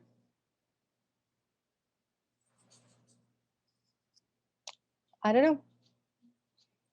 Let's go to the next person, please. I don't see any connection issues. Hi. 5930, you're on. If you could please state your full name and address. Oh yeah, this is Sonia Prince. Okay, go ahead, Ms. Prince. Yes, so I just want to say thank you to the students who did that survey. That was wonderful. And I wanted to talk this time about the CDCs and the plans. I know a lot of parents were saying, oh, the school board doesn't have a plan. And obviously tonight you talked about it. But in the CDC recommendations, it clearly says included in the plan is a safety plan to reopen and close. And it can be according to the number of cases or spread rates, or like you guys did with the metrics. So the key word here was plans, and that can change when pandemic conditions change. And that can help avoid endangering the community or the kids or the teachers. So I was happy to hear about that, especially after 2 schools in Manchester closed last week after only being in hybrid for 1 week. And then they had clusters. So I'm hoping that we keep that in mind as well. Things can change. And then one Concord teacher unfortunately passed away, and he was teaching at a private Catholic school in Concord, New Hampshire. So I am concerned about the quality of masks for the kids and teachers. Are they the kind of masks that seal your skin a little bit, like in a circle to prevent air particles? Because especially with the new strain, there's FDA certified KN95s, but there's different kinds. Some of them are, let a lot of air in and some don't. I know they offered them to teachers in Colorado, so I don't know if those are the same kinds that Mr. McKinney was talking about tonight. But I hope they look into that. I am disappointed that we're not doing testing to catch asymptomatic carriers. That would be helpful to control the spread and keep the kids in school if we reopen. And I know that the city has been overwhelmed with tracing and that a lot of schools took it on themselves, including places like even Revere College took it on themselves to alleviate. We're at 2 minutes. Okay. We're at 2 minutes. So anyway, I'm glad with the changes, and I am curious to see why Mrs. Oden doesn't have her camera on. I know she voted for in-person meetings, so I was curious to know why she wasn't turning on her camera when everybody else was. But thank you. Have a great night. Good, thank you. Could I speak to that just We quickly? We don't typically Oh, respond. yeah, that's right. Okay. Sorry. That's okay. Is this someone new? No. Hi, caller 8413. If you could please state your first and last name, your address, and go ahead. Certainly. My name is Wendy Teef, 8 Margaret Circle, Nashua, New Hampshire. I called in earlier and I just wanted to, from the bottom of my heart, thank Dr. McKinney and the entire administrative team that have come up with this program, or this plan, excuse me, to get the students back in school. Another caller mentioned hope. It's amazing to have hope again. It's amazing to hear hope in the students' voices. I listened to some phone calls, Zoom calls of my son's classes, and to hear hope in the teachers' voices. I wish the board could hear that, so that they do everything possible to keep them in school, work the metrics differently. I know Dr. McKinney mentioned it. I want to thank Miss Oden, Mrs. Johnson, Mrs. Brown for their steadfast support of getting students back in school. Again, I wish you could see and hear what hope looks like. And I think you would rethink and redo what you've done to them over these past 8 months or so. It's been a year. It's been 11 months, close to a year. Thank you. And I wish you all well. Teachers, I wish you all well. Students, I wish you well. Have a great evening. Thank you. Hello. Hi, caller 4848. If you could please state your first and last name, your address, and keep your comment to 2 minutes or less. Thank you, Heather. My name is Matthew Guthrow. I live at 104 Fawn Lane. And I want to start off by saying what a wonderful presentation by our student members of the BOE. I'm sure they have great teachers. I saw more analytical data presented by these students than any survey or poll done under Dr. Mosley during the pandemic. So it's great to see that we have these young people that are taking leadership roles in our community. I also, I know you guys had to make a tough decision today, and you're basing this decision on the Department of Health dashboards for in-person learning. And I'm concerned about the PPE in the classroom. And, you said to ask your principals about specific PPE questions. And I know the Nashua Teachers Union has been asking about these questions, and they still have not been given answers. Maybe Dr. McKinney can address this for our teachers and staff. I'm more concerned about masks and what kind of masks we'll have our teachers and students wear. I heard some comments today, and a bandana is not a mask. So we really need to make sure that if we're going to go back to school safely, we're going to do it with the appropriate PPE. And when we talk about going back to school and in-person learning, we need to make sure that it's safe for our teachers, students, staff, and administrators. If it's safe for them to go back according to the public health dashboards that you guys are using for in-person learning, you guys should be having in-person meetings moving forward for the BOE. You've said in this meeting that you expect your teachers and staff to report for in-person learning. And the only alternative, regardless of their circumstances, you're giving them an ultimatum, really, to take FMLA or resign. Therefore, if you can't participate in an in-person meeting like you expect your teachers and staff to, you should take FMLA or resign. Thank you. Okay, thank you.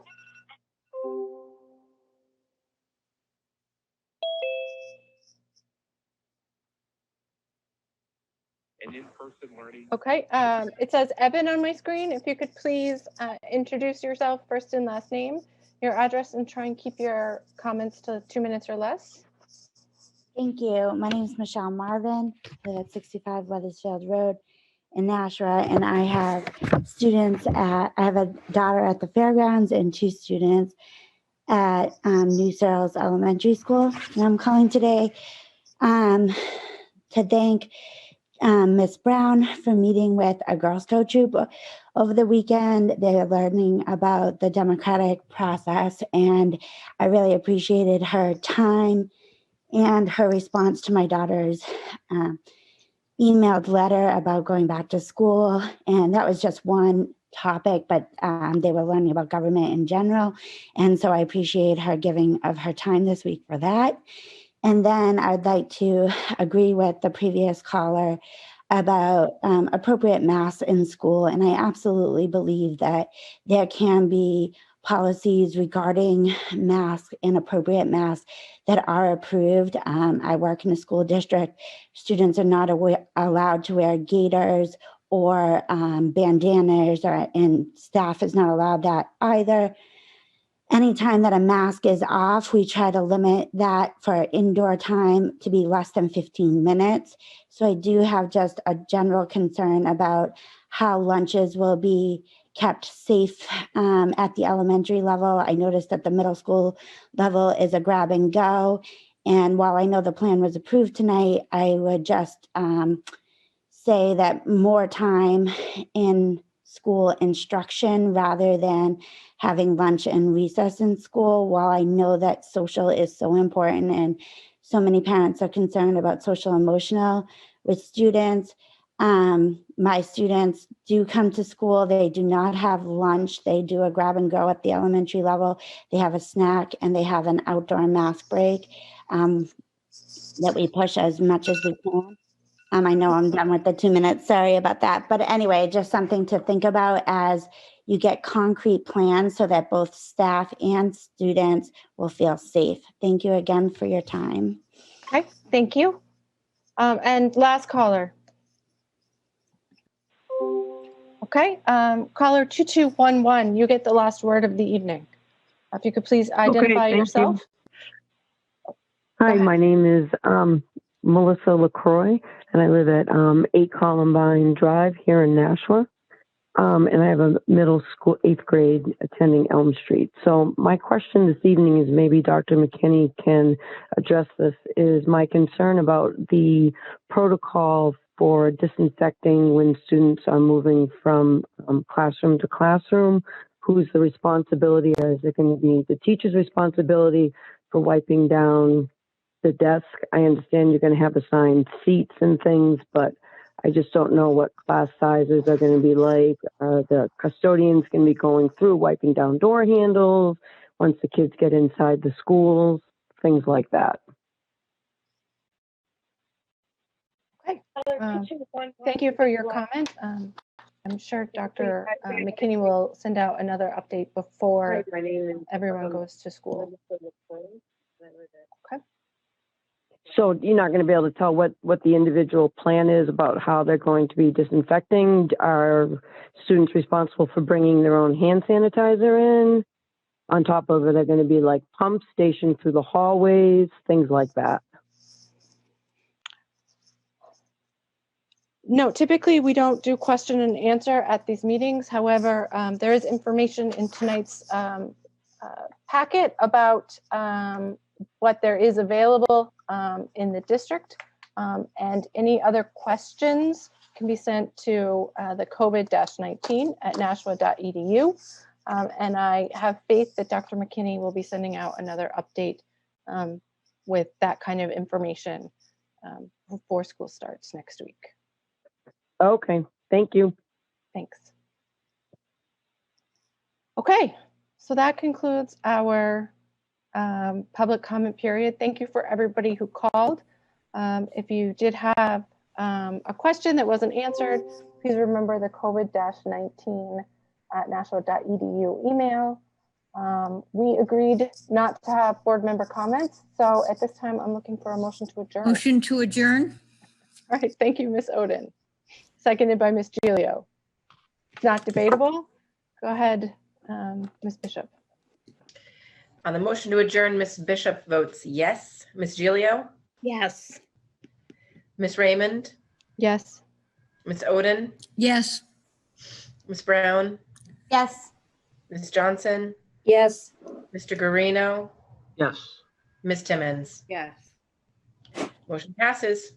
We're Okay. adjourned at, well, sorry, I'll let Heather do that. No, you're good. We're adjourned at 10:01 p.m. And I will see you all again soon, I am certain.